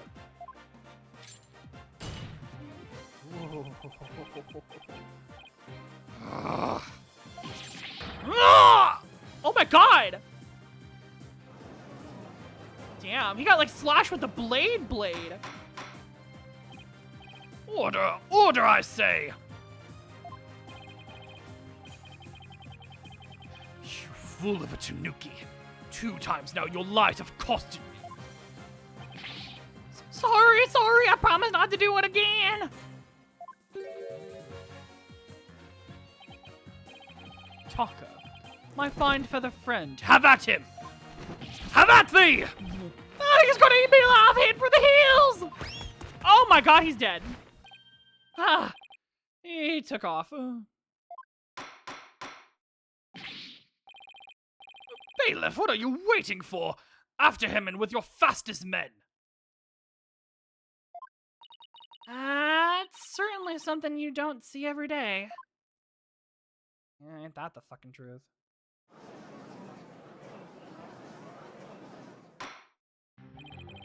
Well, it would seem a new and important fact has come to light. A third party disguised as Yokai Tenmataro was at the scene. And now we have 2 witnesses who can attest to that fact. Any objections, Prosecutor Blackquill?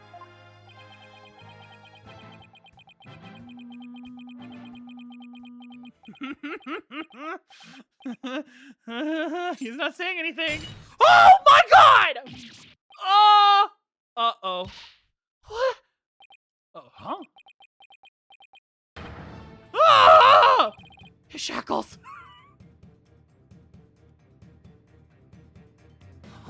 Oh my god.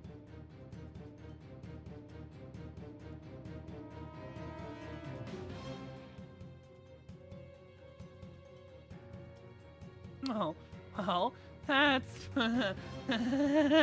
that's not good. Oh my god! Oh my god! I'm too young to die! Justice Dono, long has it been since I've been forced to draw my blade. You had best say your prayers. Is he gonna commit murder? Oh my god! Is he gonna kill Apollo? Oh my god, Apollo. Oh, this is a nice shot, actually. Wait a minute, this is kind of sickening. What were we doing? Look at him. Where's his blade? I guess it's like, Detective, do something! ha! Have no fear, Fulbright is here. When the going gets tough, I pull out a gun. Sorry, the champion of justice gets going. Objection! Then get going already before he kills us! Oh, but I stand in awe of Simon Blackwell, for it is his sense of justice that set him free. What is this animation? Girl, you are a detective, and he is a murderer! Objection! Objection! I object to the Detective Fulbrigh's definition of justice. What the fuck is going on in here? Don't just stand there. Do something. Silence. Ooh, that's a new one. Athena does not seem bothered at all. I'm not in the habit of cutting down unarmed cowards. Oh, well, in that case, Prosecutor Blackwell, can I ask you to, you know... I think the judge forgot he's in charge here. Well, his hands are free now. So, Justice Stoner's assertion is this. Then Mataro is the real killer, not Mayor Tenma. According to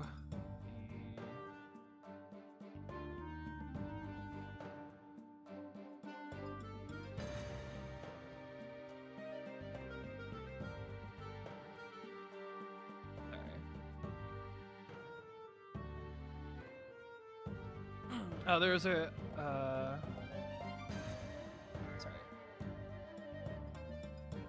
sorry, apologies for that.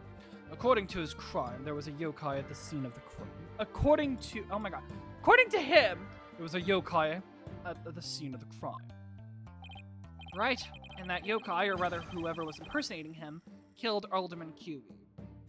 Silence.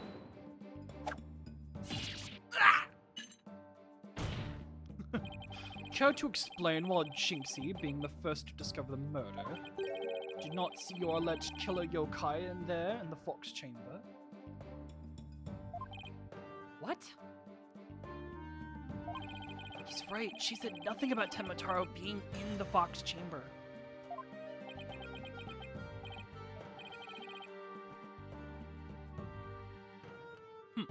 Let me enlighten you. That little scamp heard a dying scream right before she heard the chamber door. And your point is? Upon opening the door, she found a freshly skewered murder victim, the Alderman, and the homicidal maniac who had killed him, the mayor. No, there must have been someone dressed up like Ah! Then, why does that little scamp claim not to have seen a yokai in the Fox Chamber? That is a good question. Maybe we can ask her about it? Oh, concerning her father is accused of murder, surely she would have mentioned any third party that might have been in the room.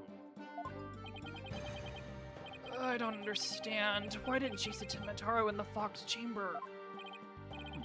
There's but only one way to find out. Ask Jinxie Tenma whether she saw your killer yokai at the scene of the crime.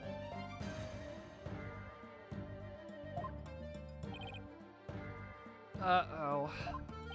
The final battle draws nigh. Only one of us will leave here alive. Long has my blade thirsted for blood. At long last it shall be sated. Wait, this is still a trial, right? Show me that you're truly capable of Justice Donal. Oh my god, he's boxing. Very well then, both parties no doubt need some time to regroup. So the court will take a 10-minute recess in order to... Ah! 3 minutes. I'm sorry, but, a 3-minute recess? Just so. Plenty of time if your destination of... Plenty of time if your destination of intent is the loo. Lou? You mean the bathroom? Sheesh, at least include enough time to wash our hands. See that you take no more than 3 minutes. All latecomers will be punished. Yes, sir. I hereby declare a 3-minute recess before the battle begins. I declare Prosecutor Blackwell is the winner of this round of Simon Says. Doesn't bode well for the rest of us. Doesn't bode well the prosecutor is running the show, does it?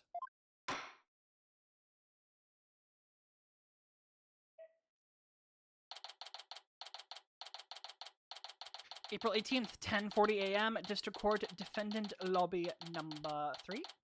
Yeah! He busted out his shackles! Yeah, what was that all about? I guess they didn't make shackles like they used to. Better be careful, Apollo. You really brought the samurai in him. Especially after you proved there was a Temitaro impersonator at the manor. What's with that guy in the whole samurai act anyway? Such fine swordsmanship. That is no mere act. Mr. Justice, it is high time I challenge this jailhouse prosecutor to a duel. No, wait. Let's save the dueling until after we prove your innocence. I suppose it could wait until later.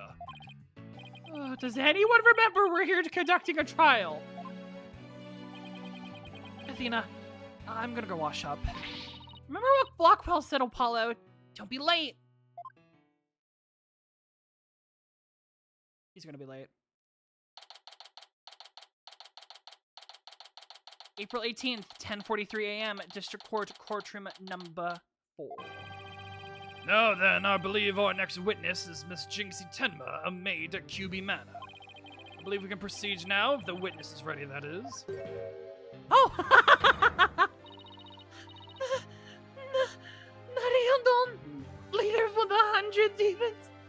He really does exist. Oh, darling. I love that she's using the plate like Medusa. Like the fucking mirrored shield with Medusa. That's fucking crazy. Wow, that's one well-polished tray. The witness will show her face while in court, or her testimony will be inadmissible. What is this, my child? God, NihilLights, leader of the 100 demons. Oh, you think I'm a yokai? Well, I was known as a judicial monster of sort. You are not helping your case. The beast of the bar, the demon of due process, if you will. Charm has no effect. Demon of due process. Not sure I can see that one. No, you little scamp. Yes.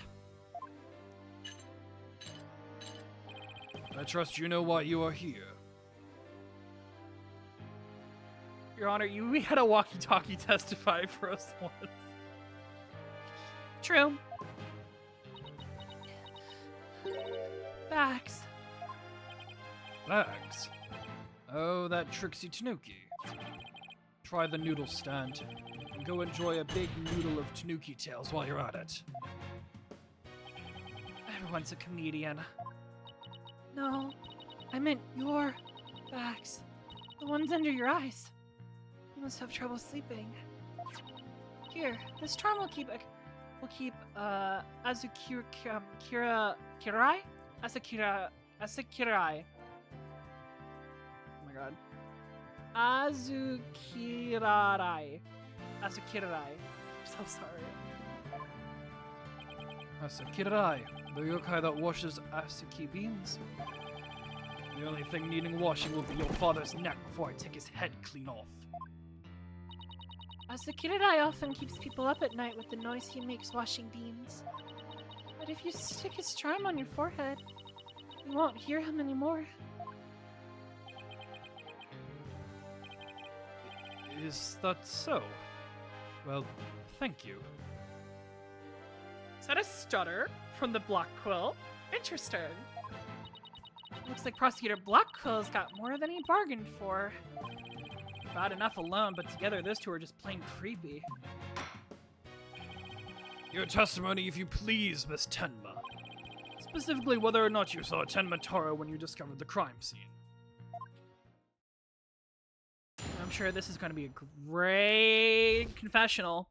Not confessional, a great testimony. Did I see Temitaro in the Fox Chamber? Well, when I opened the door, I saw... Yes, I remember now. Yokai! Right there in that room! that's nothing. So there was a yokai at the scene of the crime.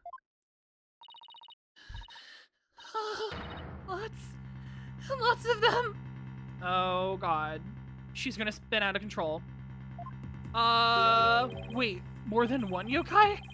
Did Tenmataro happen to be among them? I don't know. I just don't know. All I know is the room was swimming in yokai. Gosh, Merebake, Seto Tashiko. They were all there. Well, this is an unexpected turn of events. We've gone from no yokai to a flood of them. This is ludicrous. You would have this court listen to this delusional little scamp's testimony. Hold it! Ooh.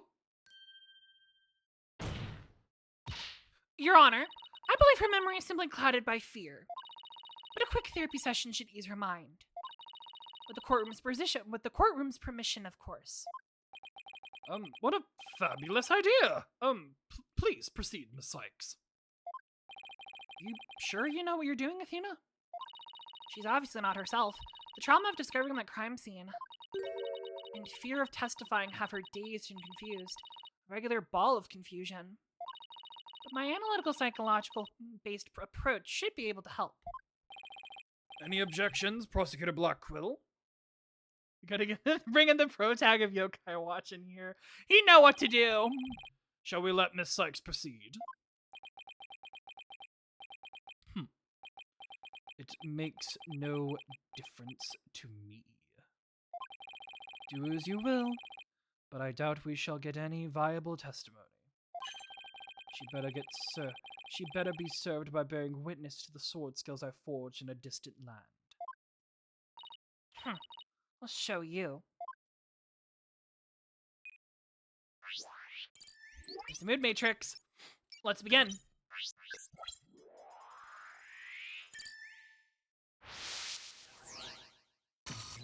Oh god, what the hell?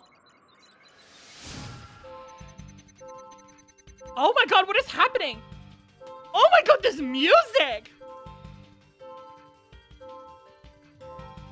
Oh my god, I'm gonna turn this up. Oh my god. Did I see Tomataro in the fox chamber?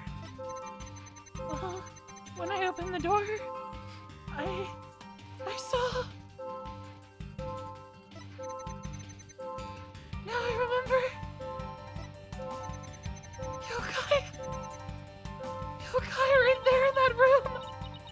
Found something. Looks like an out of control emotion. Oh. Athena, what exactly are we looking at here? Oh, this is one of Widget's functions. Right here you can see images of emotions extracted from the witness's voice. Whoa! You mean that little thing can do all of this? Pretty cool, huh?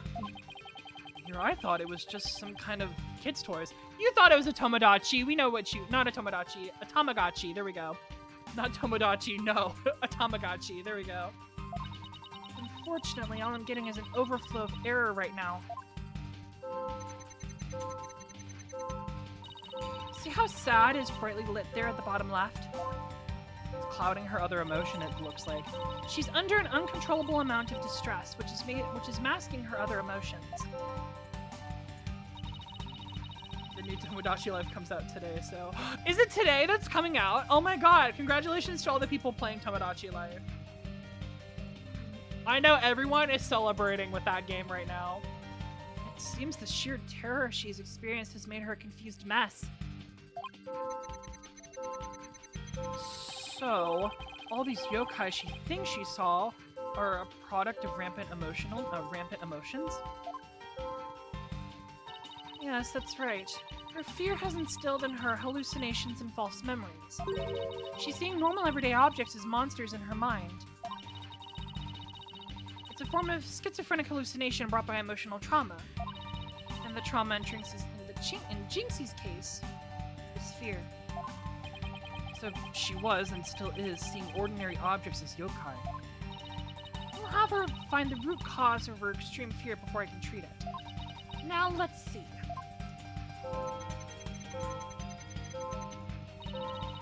Apollo, can you point out the yokai on the Wheel of Fire? She seems particularly terrified of that one. Start by pressing probe. Ooh, the probe feature. Next, point to what is causing Jinxie's out of control. Now, what is causing Jinxie's out of control emotion? Finally, hit probe again to try and get to the heart of the matter.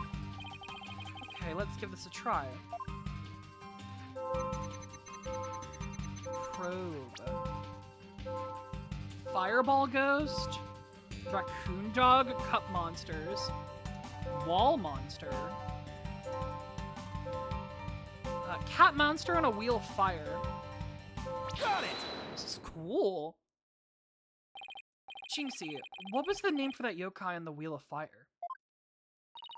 That's Akasha, a yokai that steals the bodies of the recently deceased. I bet it came to steal the Aldermans. It's almost creepy how well that fits the actual situation. Exactly. It's a form of hallucination where the patient can't see things for what they are. There must be something on the scene of crime that she's mistaken for Akasha. Apollo, you need to point out what she thought was a yokai on a Wheel of Fire. Oh, I think I know an answer now. Probably a light fixture of some sort? Jinxie, that wasn't Akasha you saw. Could you have possibly mistaken this for Akasha? This. Take that! The light fixture? This one right here. It's a flame design, and it's up there on the ceiling.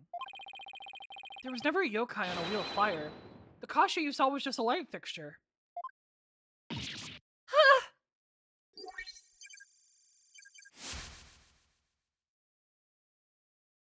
Oh. That's one memory back to normal. Nice job. Now that I got the hang of it, it should be a pinch to point at the rest. Jinxie, what about this white wall-like monster? That's Neribake. It's a wall monster that blocks your way and leads you astray. That's no yokai, Jinxie. It's a folding screen. And this raccoon dog isn't a Tanuki monster. It's just a statue of one. And look, these are just coffee cups. And this right here is nothing more than a fox statue. Oh my god! I don't know what I was thinking! Noise level 50%. There's still noise left though. You did it, Apollo! Her extreme fear is under control now. It was just all my eyes playing tricks on me. There weren't any yokai after all. See? A clear-cut statement. That's the power of my psychological and your intuition. My psychology and your intuition, Apollo. And just like we thought, there never were any yokai in the... There never really were any yokai in the Fox Chamber. That's not good, though, because we need to know. Because we need to know where the fuck Tenmataro came from. The defense is asserting the exact opposite of their original assertion. Wait. Jinxie, what about Tenmataro? There wasn't anyone there dressed up as Tenmataro, or any other yokai either. I remember it so clearly now. You've gotta be joking! Oh god, these two are going through it.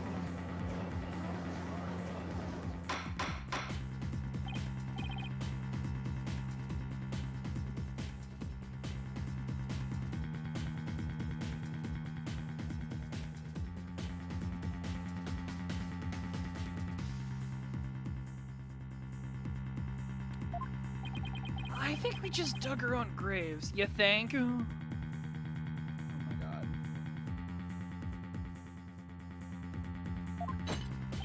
Allow me to push you on in. It's the least I could do. No! Can I interrupt your freak out for just a minute? I'm still picking up some noise. It's an unexpected emotion. Does that mean Jinxie hasn't remembered everything yet? Exactly. We should be able to get something else out of her. I'll enter in the new information and we'll have an update. Alright, let's see what happens now. Did I see Tomotarou in the Fox chamber? I was so scared when I entered the room. My legs gave out and I fell to the floor. What is your... Right, this is the strength, so you were surprised. Then you were even more surprised. But your sadness lessened at the third one? What?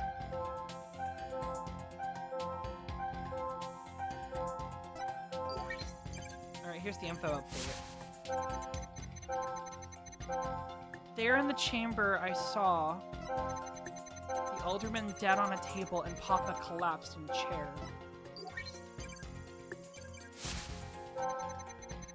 No one else was there, and that includes Tomotarou. Let's go back to the beginning. Wait, what am I supposed to do? Try finding the emotion that contradicts your statements. So if I find a contradictory emotion, I should point it out?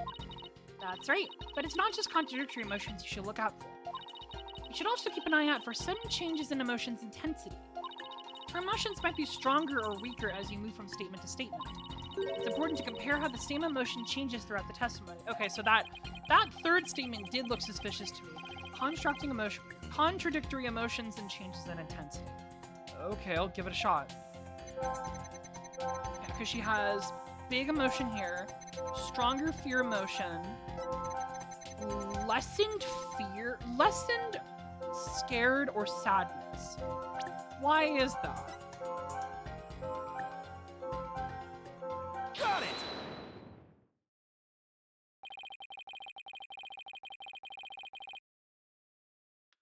The amount of fear you felt is rather low despite your legs having given out from fright. Could something have lessened your fear? Actually, I did experience a sudden burst of courage in that moment. You did? Where did it come from?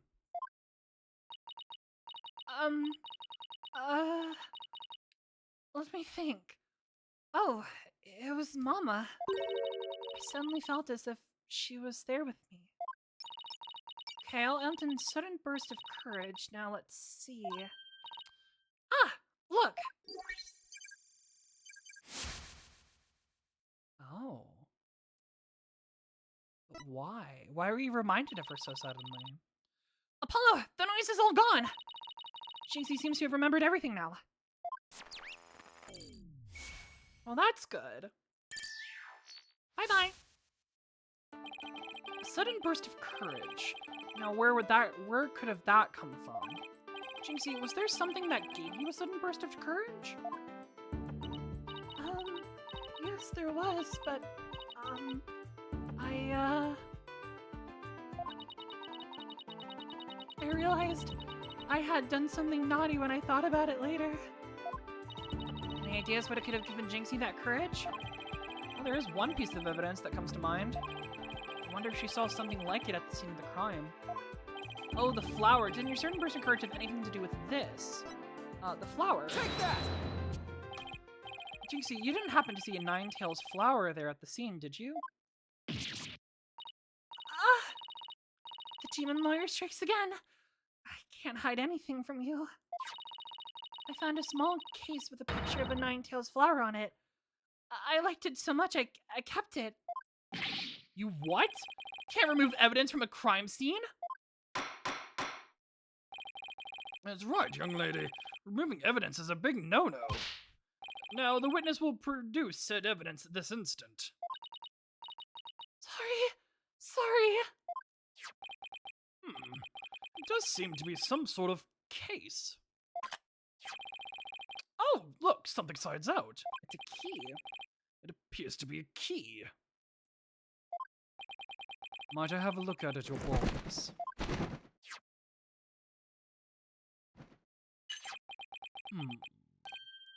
Ah. This is none other than the master key to the QB Manor. Are you certain of this, Prosecutor Blackquill? It matches the serial number of the key that went missing after the murder. The master key that went missing? Why don't I like the sound of that?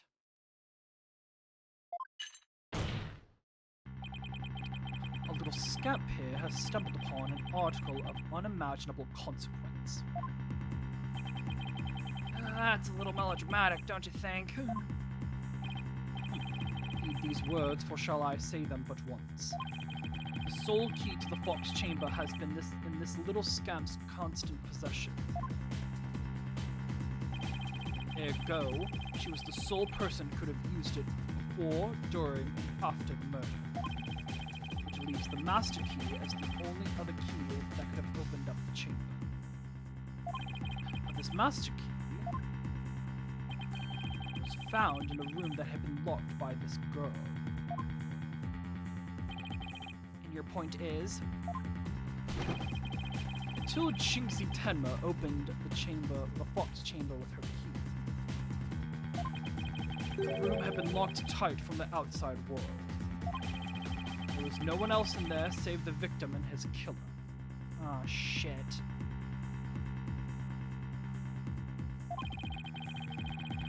I trust you have figured it out by now. A killer other than Mayor Tenma himself would be utterly inconceivable. Imagine they also wind up being siblings. Wait, who? Wait, who being siblings? Wait, Robin, who? Oh. How could this happen?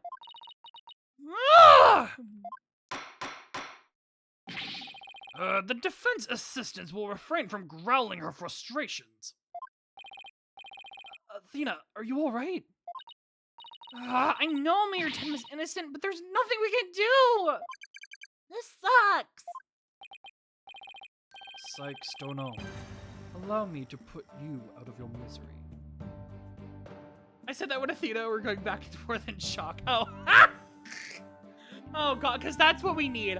We need another Apollo sibling situation. Oh my god. That would be crazy though. They wouldn't do that 2 games in a row. That would be wild.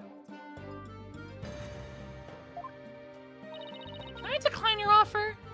Apollo just goes around collecting siblings. Yeah. Abandon your client and your misplaced faith in him. Let the relief of a clear head and a clean conscience come rushing in. I just looked over from yapping a peck with when the motherfucker get a bird. Apparently the bird has always been here. Apparently the bird is a constant. That's Taka, by the way. The bird.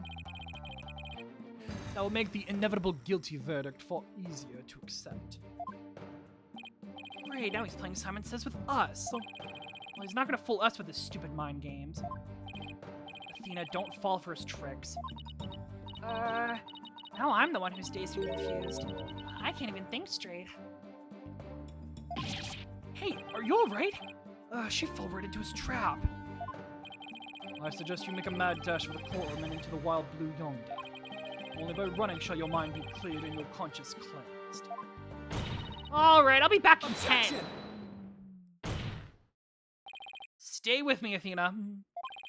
Don't let yourself be twisted by that samurai. Paulo? Mr. Justice, I heard the word objection, but what is your object to? Huh? Oh, right. That objection was more of a reflex more than anything else. I was hoping something would come through while I was trying to stop Athena. The court is waiting, Mr. Justice, as though it stands now. I'll be forced to declare your client guilty and your legal skills suspect if this is it. Now, do you have anything that could overturn the prosecution's case? Well, actually, I do. I'm Apollo Justice and I'm fine. Apollo, you have something more than your cord to steel, don't you? Not really, but we'll be fine. What? I've got absolutely nothing, but that's never stopped me before. I have to explain how the real killer could have escaped that locked room. Because it's all over if I don't. Hello! This calls for a new approach. Try to think outside the box. Or in this case, inside the box. What a doozy that locked room is, too. Well, Mr. Justice. Well, do we have anything? Okay, legend, wording charm, special edition, crime scene, fire, okay. All of this stuff? Oh, alright. Do you have anything that can counter the prosecution's argument? You bet I do! The real killer must have escaped from the locked room one way or another. Their conjecture will only earn you a taste of my blade, Justice Dono. Time to do or die, literally. The defense will now explain how it would be possible to escape the locked room. You sure about this, Apollo? Can you really explain what happened? I'm fine. We'll just need to think this whole escaping a locked room thing over from the beginning. So, let's see. The killer had escaped. How could they have done so? The choices are pretty limited. The room has a window, but it doesn't open far enough.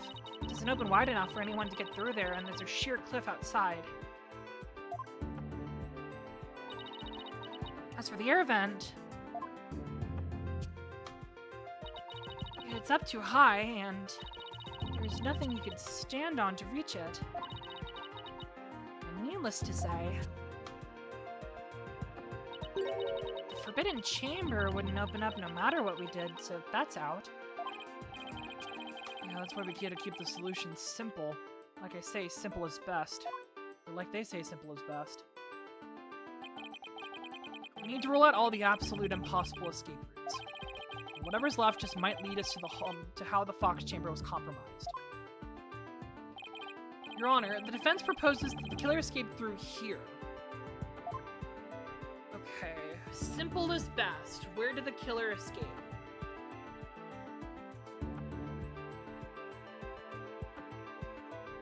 Well, if it wasn't through the Forbidden Chamber, it wasn't through the air duct, and it wasn't through the window,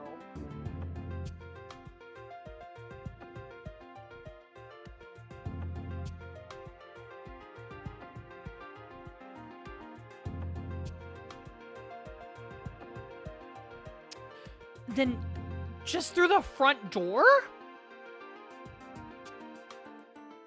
Take that! The hallway door? Yes, I suppose that would be the only way out. It appears you've already forgotten. The only available key until Jinxie Tenma came onto the scene was within that locked room. How would one exit the Fox Chamber and then lock it without a key? I should have seen this coming. Oh. Remember, Apollo, keep it simple. Simple, right. I could understand if the killer had exited the room with the key, but Well, Mr. Justice, the prosecution has some fine Japanese steel awaiting, unless you can explain yourself quickly. oh shit. I'm fine. I can explain myself. The reason why the Fox Chamber hallway was locked was because Tenma locked it from the outside, it locked it on its own. The perp locked it from outside. Oh, no, Tenma locked it from the inside, it locked on its own. The perp locked it from the outside. Ooh! The perp locked it from the outside. Is there a way for them to have put the key back in after stepping out already?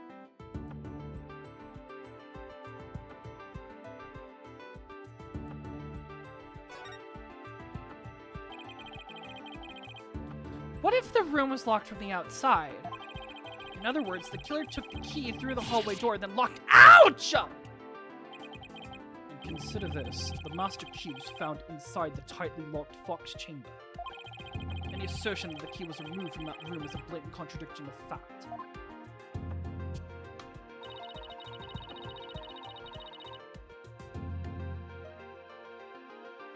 Exiting the room before locking the door would require taking the key outside.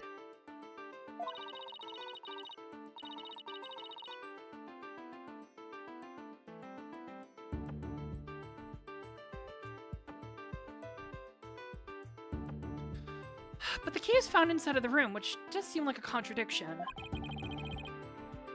If only we could explain both. Like how the key could be inside the room and be used to lock the door from the outside. It could have been, like, slipped in underneath. Well, let's see if the defense can respond before Prosecutor Blackquill draws his sword. Well, here we go. How could the monster key be at the crime scene despite the room being locked again? Slipped it in when the door was open, threw it in from the outside. What? Changed the lock.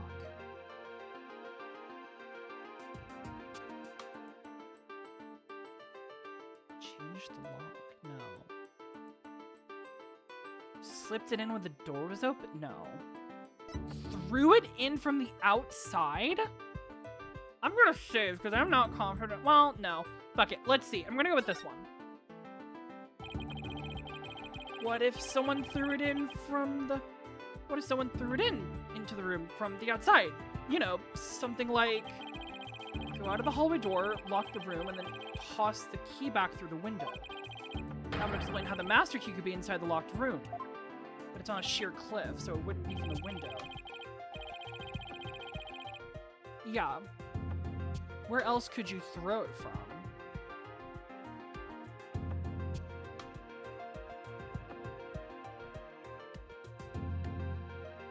You could do it from the air vent.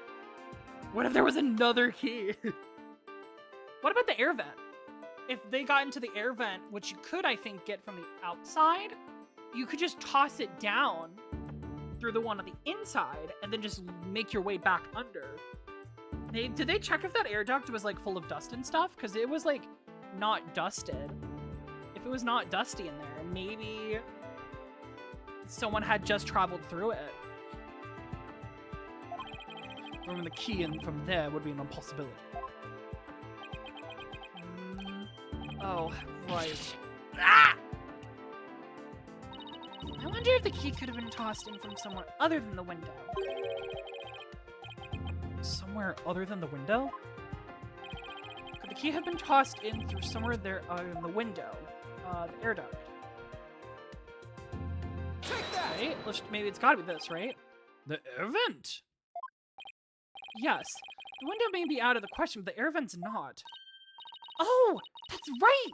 The Fox Chamber's air duct leads out into the hallway. That's right. The real killer entered the air duct from the vent outside of the Fox Chamber. Then dropped the key into the room through the vent inside the chamber. Aha! Now that's your turn to get slashed, bitch. That's preposterous. Ooh, that explains how the key got in there after it was used to lock the door perfectly. Mr. Justice, I'm afraid I'm a bit confused. Don't worry. I'll explain it so even your honor can understand. First, the real killer disguised as Tenmataro murdered the alderman in the Fox Chamber. Then they fled the room through the hall and locked it. Next, they entered the air duct from the vent outside the hallway. Finally, the killer tossed the key into the room through the air vent in the ceiling there. All was left to do after that was go back to the duct and flee the manor. Well, Your Honor, could that be any clearer? Amazing. Even I could follow that. The judge seems really pleased. That explains everything. The real killer was someone dressed up like Tenmataro. And there was someone else other than the mayor and the alderman in that room.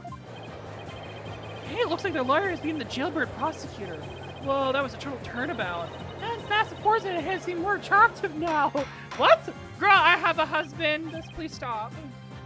Order, order, order, I say! Now that I've proven a possible third party, I don't see how our client could be guilty.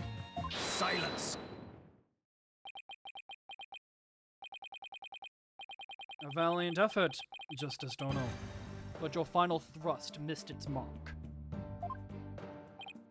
Huh? Some sort of turnabout child to this year, just call in Japan. Ah, that makes sense.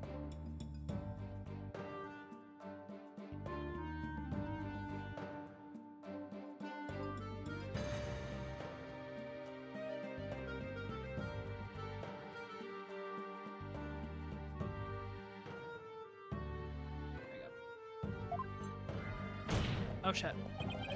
Both that little scamp and the tricksy Tanuki saw the yokai after it left the room. But then what? Did that irksome yokai simply just go through the foyer and waltz out the front door? That's exactly what happened. The killer fled the— Ouch! Well, that is impossible without being spotted by the foyer security camera, that is. It would have been spotted, yeah. The electric eye here would have captured any little pesky yokai trying to escape. However, there was no sign of Temataro anywhere in the security footage. What? Save for the foyer entrance, there is no other way to flee the manor, is there? Oh, I don't feel so good. Hold it! Someone could have doctored that recording. Wait, I believe there is one other way to escape besides the foyer entrance. There's a large window in the foyer. It's possible to escape through there without being seen by the security camera. Hey, you're right. Silence! Uh-oh. Must I point out every crucial detail to the defense?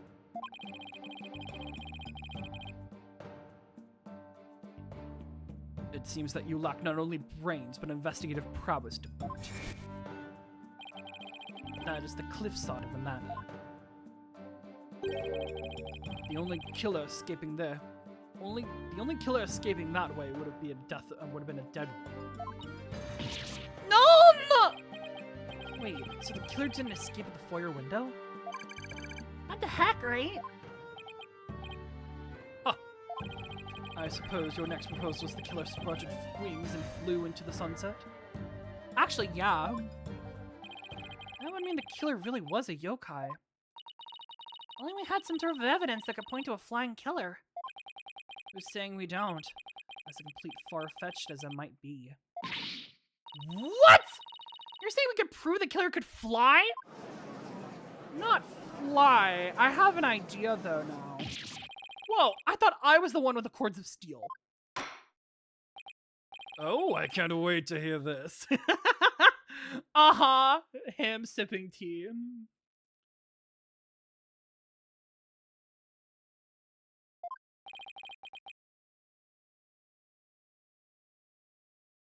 Your Honor? What evidence do you have that the killer flew away? It would be the special edition paper, yeah. Yeah. Take that! Take that! Take a look at this special paper. Tenmataro. Real or flight of fancy? What does this article prove, Mr. Justice? That something Tenmataro shaped was spotted on the day of the crime, right after the murder had taken place.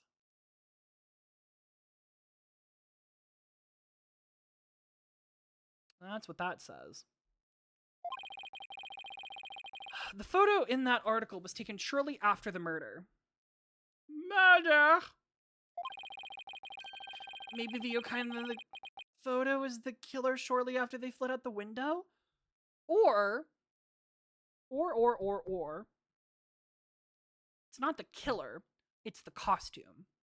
And it was used to destroy evidence. And to further exacerbate the Tenmataro belief. That's what I'm thinking, at least, at this moment. Mr. Justice, you cannot seriously be suggesting. Oh, I'm serious. I mean, it all adds up. Bitch! Bitch, please! Oh my god. The killer, disguised as Tenmataro, flew away. by some other way or another. You're so close, Apollo, but just no cigar. Silence! Yeah, of course he's gonna silence you, because that's all he's good at. Is it your brain that has flown the coop?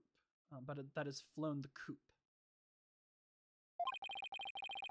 That image is not but trick photography or some other form of artifice.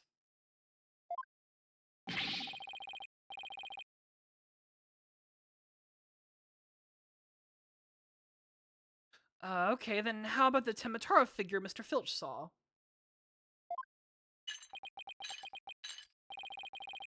No, there's a rational, common sense explanation for that.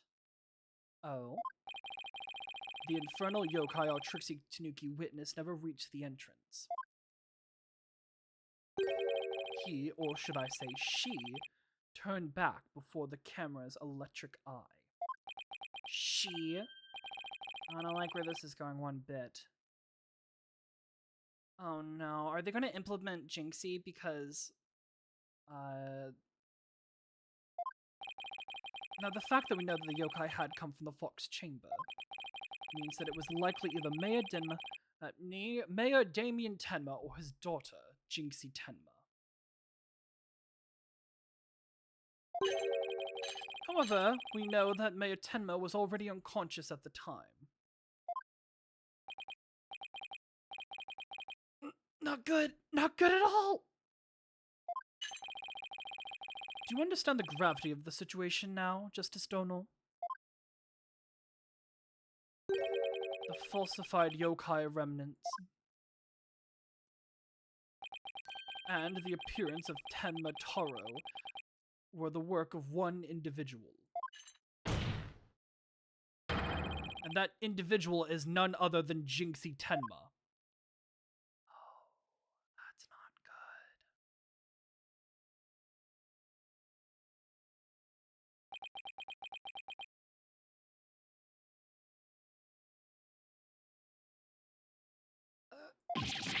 Oh no! Oh, that's not great.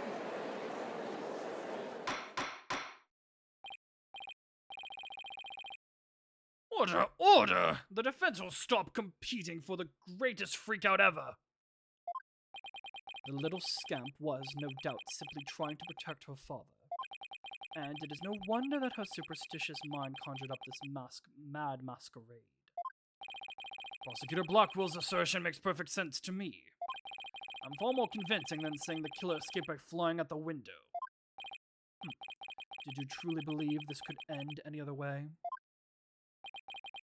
Did we fall right into his trap? What do we do now, Apollo? The case no longer stands without a real yokai. If only we had one.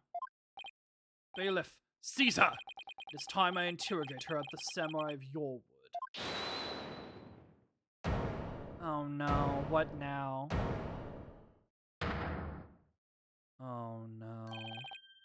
Mayor Tenma?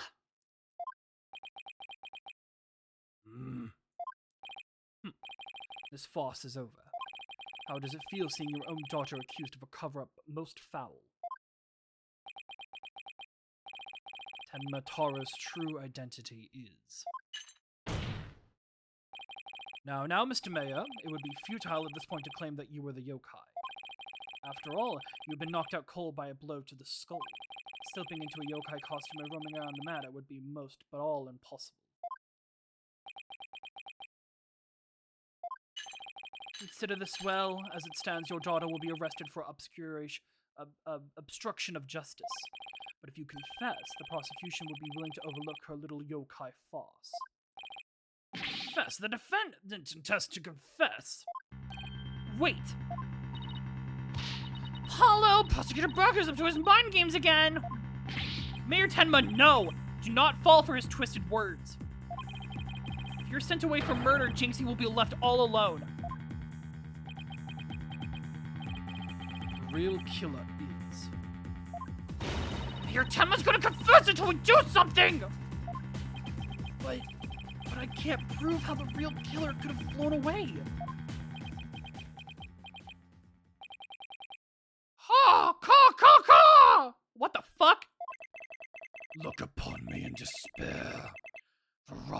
time of my return. Huh? Uh-oh. I should watch what I wish for. Uh-oh. What now? What?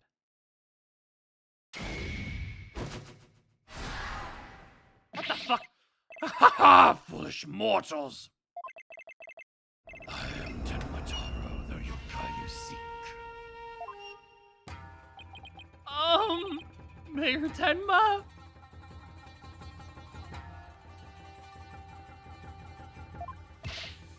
Silence. I am Tenmataro, freed from the bonds binding me to the Forbidden Chamber. Behold, the return of the Demon King. I like that your little ascot flared out like that. That's very fun. What the? Demon King? Well then, I think it's time for me to, take a vacation.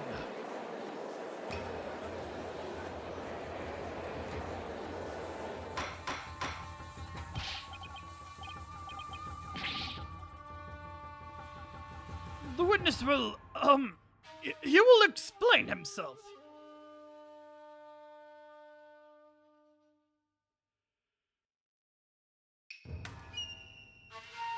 The witness will, Oh, sorry, he said that.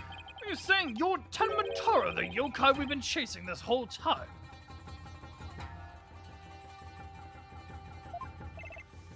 Indeed, it is I, Tenmataro, the one whom you seek. I've come to reveal the truth. This child is Tenmataro, you say? Ha! What nonsense! So, Mayor Tenma is a yokai now? Well, it appears to fucking be. Great, just great.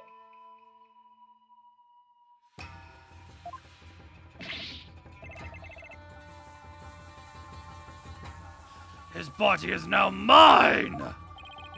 You're saying that Mayor Tenma is being possessed by you. Where's Maya when we need her? Maya, get in here. We need spirit channeling right now. We need this right now. Where is she? And that the yokai is Jinxie Tenma and Phineas Filch saw. And the one captured in the newspaper photo. Those were all you. The cursed power of these warding charms prevents me from revealing my true form. They're actually super glued to his head.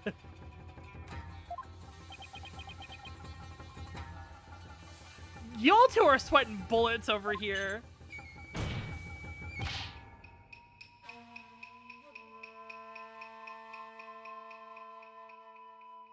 Your baldness! Can this not be interpreted as an admission?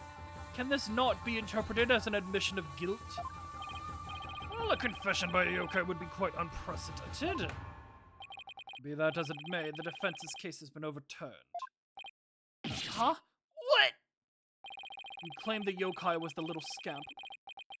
That the little scamp saw was some third party, the true killer. The ones who escaped from the locked fox chamber, but it was the accused all along.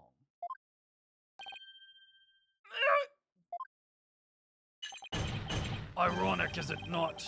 Your yokai turned out to be a real in manners of speaking. Well, the alderman's killer is none other than the Mayor Tenma. And the yokai at the scene? That too was Mayor Tenma, or should I say, our dear Tenmataro. It's so clear to me that he's doing this to protect his daughter, though, right? We can, like, agree on that. This is a farce, right? It's gotta be. I mean, it could be real. Spirit channeling does exist in this universe. But this? I smell a stunt. I smell a real fucking stunt. And that stunt is a protective father, which is so fair. The pieces have all fallen into place. Why don't we get LaBelle in here? I want to talk to that bitch. How so, Prosecutor Blackquill? Seems I must spell it out all for you. Mayor Tenma killed the alderman in the Fox Chamber, which was locked at the time. Then he removed the warding charms from the Forbidden Chamber's door, but then fell unconscious from the blow that the alderman had delivered to his head. That is when his daughter, Jinxie Tenma, stumbled onto the scene of the crime. The little scamp fled in terror, whereupon the spirit of Tenmataro, freed at last from the charm's warding effect, took possession of the maid. The newly freed Tenmataro then fled from the Fox Chamber. And you see the yokai little Jinxie Tenma saw was her father possessed by Tenmataro. Objection! But when we arrived on the scene, the mayor was found unconscious. How's that possible if he was supposed to have flown out the window? Then what? Do you mean to say that the maid of Kubimata Tenmataro, Jinxie Tenma, was Tenmataro? Oh my god, what is this trial? That too is easily explained. Flew for about a time I did, but presently tired I made for the forbidden chamber. But alas, exhaustion took me unawares to the Fox Chamber. Took me unawares in the Fox Chamber, and I knew no more. It would seem the pieces are still in place.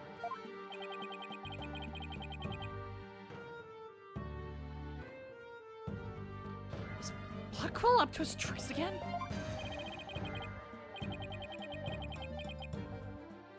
I don't really know what to say. Is the defendant a real live? The rumor about Tenmataro is true? I knew yokai were real. He really did kill the alderman so he could release Tenmataro? Order! Order! Now he's got everyone in the courtroom believing in yokai. Simon says on steroids. He wants to convict our client in any way he can, even if it means by blaming a yokai. Provable ducks are all in a row. You should now have no qualms about finding the accused guilty, your boldness. This is one of the most bizarre cases in my entire career. Otherworldly, in fact. And I've interviewed people over, comms, and also a parrot. This is stranger than the parrot. Can yokai even be prosecuted under our legal system? Objection! Mayor Tenma is just pretending to be Tenmataro to protect his daughter. Plus, I already proved how a third party could have escaped from the locked room. A verdict at this point would be premature. Since both sides have raised valid points, I have no choice but to... Silence! The dark age of the law, where the defense attorneys are not to be trusted. What? Isn't the dark age of the law where prosecutors are absolute fucking assholes? This is but a ploy to gain time for them to fabricate evidence. Oh, how will I sleep tonight? Fabricate evidence? Bitch, if you want to talk about fabricating evidence, you should talk to what's-his-face. Fucking Kristoff. Talk to him, not to me. Knowing you will not let the sun rise on the mayor's day of reckoning and justice, Donald. Objection! I won't fabricate any evidence. Silence! Then prove it by joining me. A night in the Clink will show you will not succumb to temptation. How about I just promise not to succumb to anything? You're both evidence and a confession. The killer is this yokai before us, it is beyond dispute. The guilty verdict is all but... Oh my god! What's wrong with him? Did he just get shocked? Prosecutor Brockwell! We've had enough of your hijinks! Your foundations of justice is fair play, and you are in serious violation of that! What the devil was that? Fulbright, have you tampered with my shackles in some manner? Ha ha ha! It seems you found that quite shocking! My special jolt of justice device. Each press is a shocking reminder to behave. Okay, that's fucked up. That's actually fucked up. I don't like that. I don't like that at all. Are they in the wristicuffs? You shall pay for this. I, Simon Blackwell, vow to... Oh my god! Maybe no. Your Honor! You need not feed now. I believe Prosecutor Blackwell will remain on his best behavior.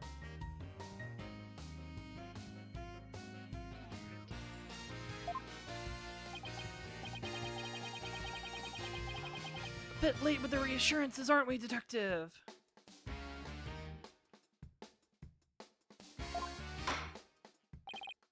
Well, in that case, this concludes today's deliberations.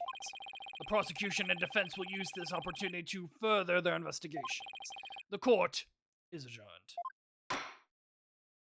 All right. To be continued. Oh my goodness. Good fucking God. Yes, we are going to save. Sure, we'll save here. Saving. It's taking a while to save. Uh-oh. Game. Bro, shocking. Chalk training him like he's a dog. That is crazy.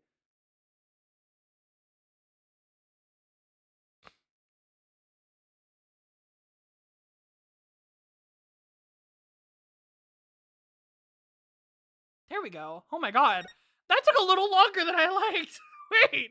Oh, okay. No, we shall return to the game menu. Right. I think with that, let's get out of here. And let's get to the end screen.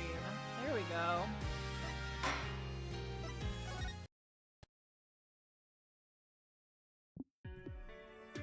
Oh my goodness. I think that's all for today. Thank you all so much for coming by. Thank you, thank you, thank you. That trial, so fucking wild. My god. That shit was crazy. Okay, well, we're gonna have to deal with that next time. Oh my goodness. Thank you all so much for coming by and hanging out with me. Thank you, thank you, thank you. Thank you, Robin. Thank you, Page Town. Thank you, Carmelo. Thank you, everybody and anybody who came by, hung out, and on to all the VOD watchers as well and lurkers. You're all very, very, I am very, very thankful for you all coming by and watching. Mwah. As always, I have a Discord server, which can be found in the chat there or in all my VODs. I have a VOD channel where all of the VODs get uploaded the day after streaming at NihilLights, same as here. And yeah, thank you all so much for coming by, and next time, we have more investigations to do. I'll see you all then.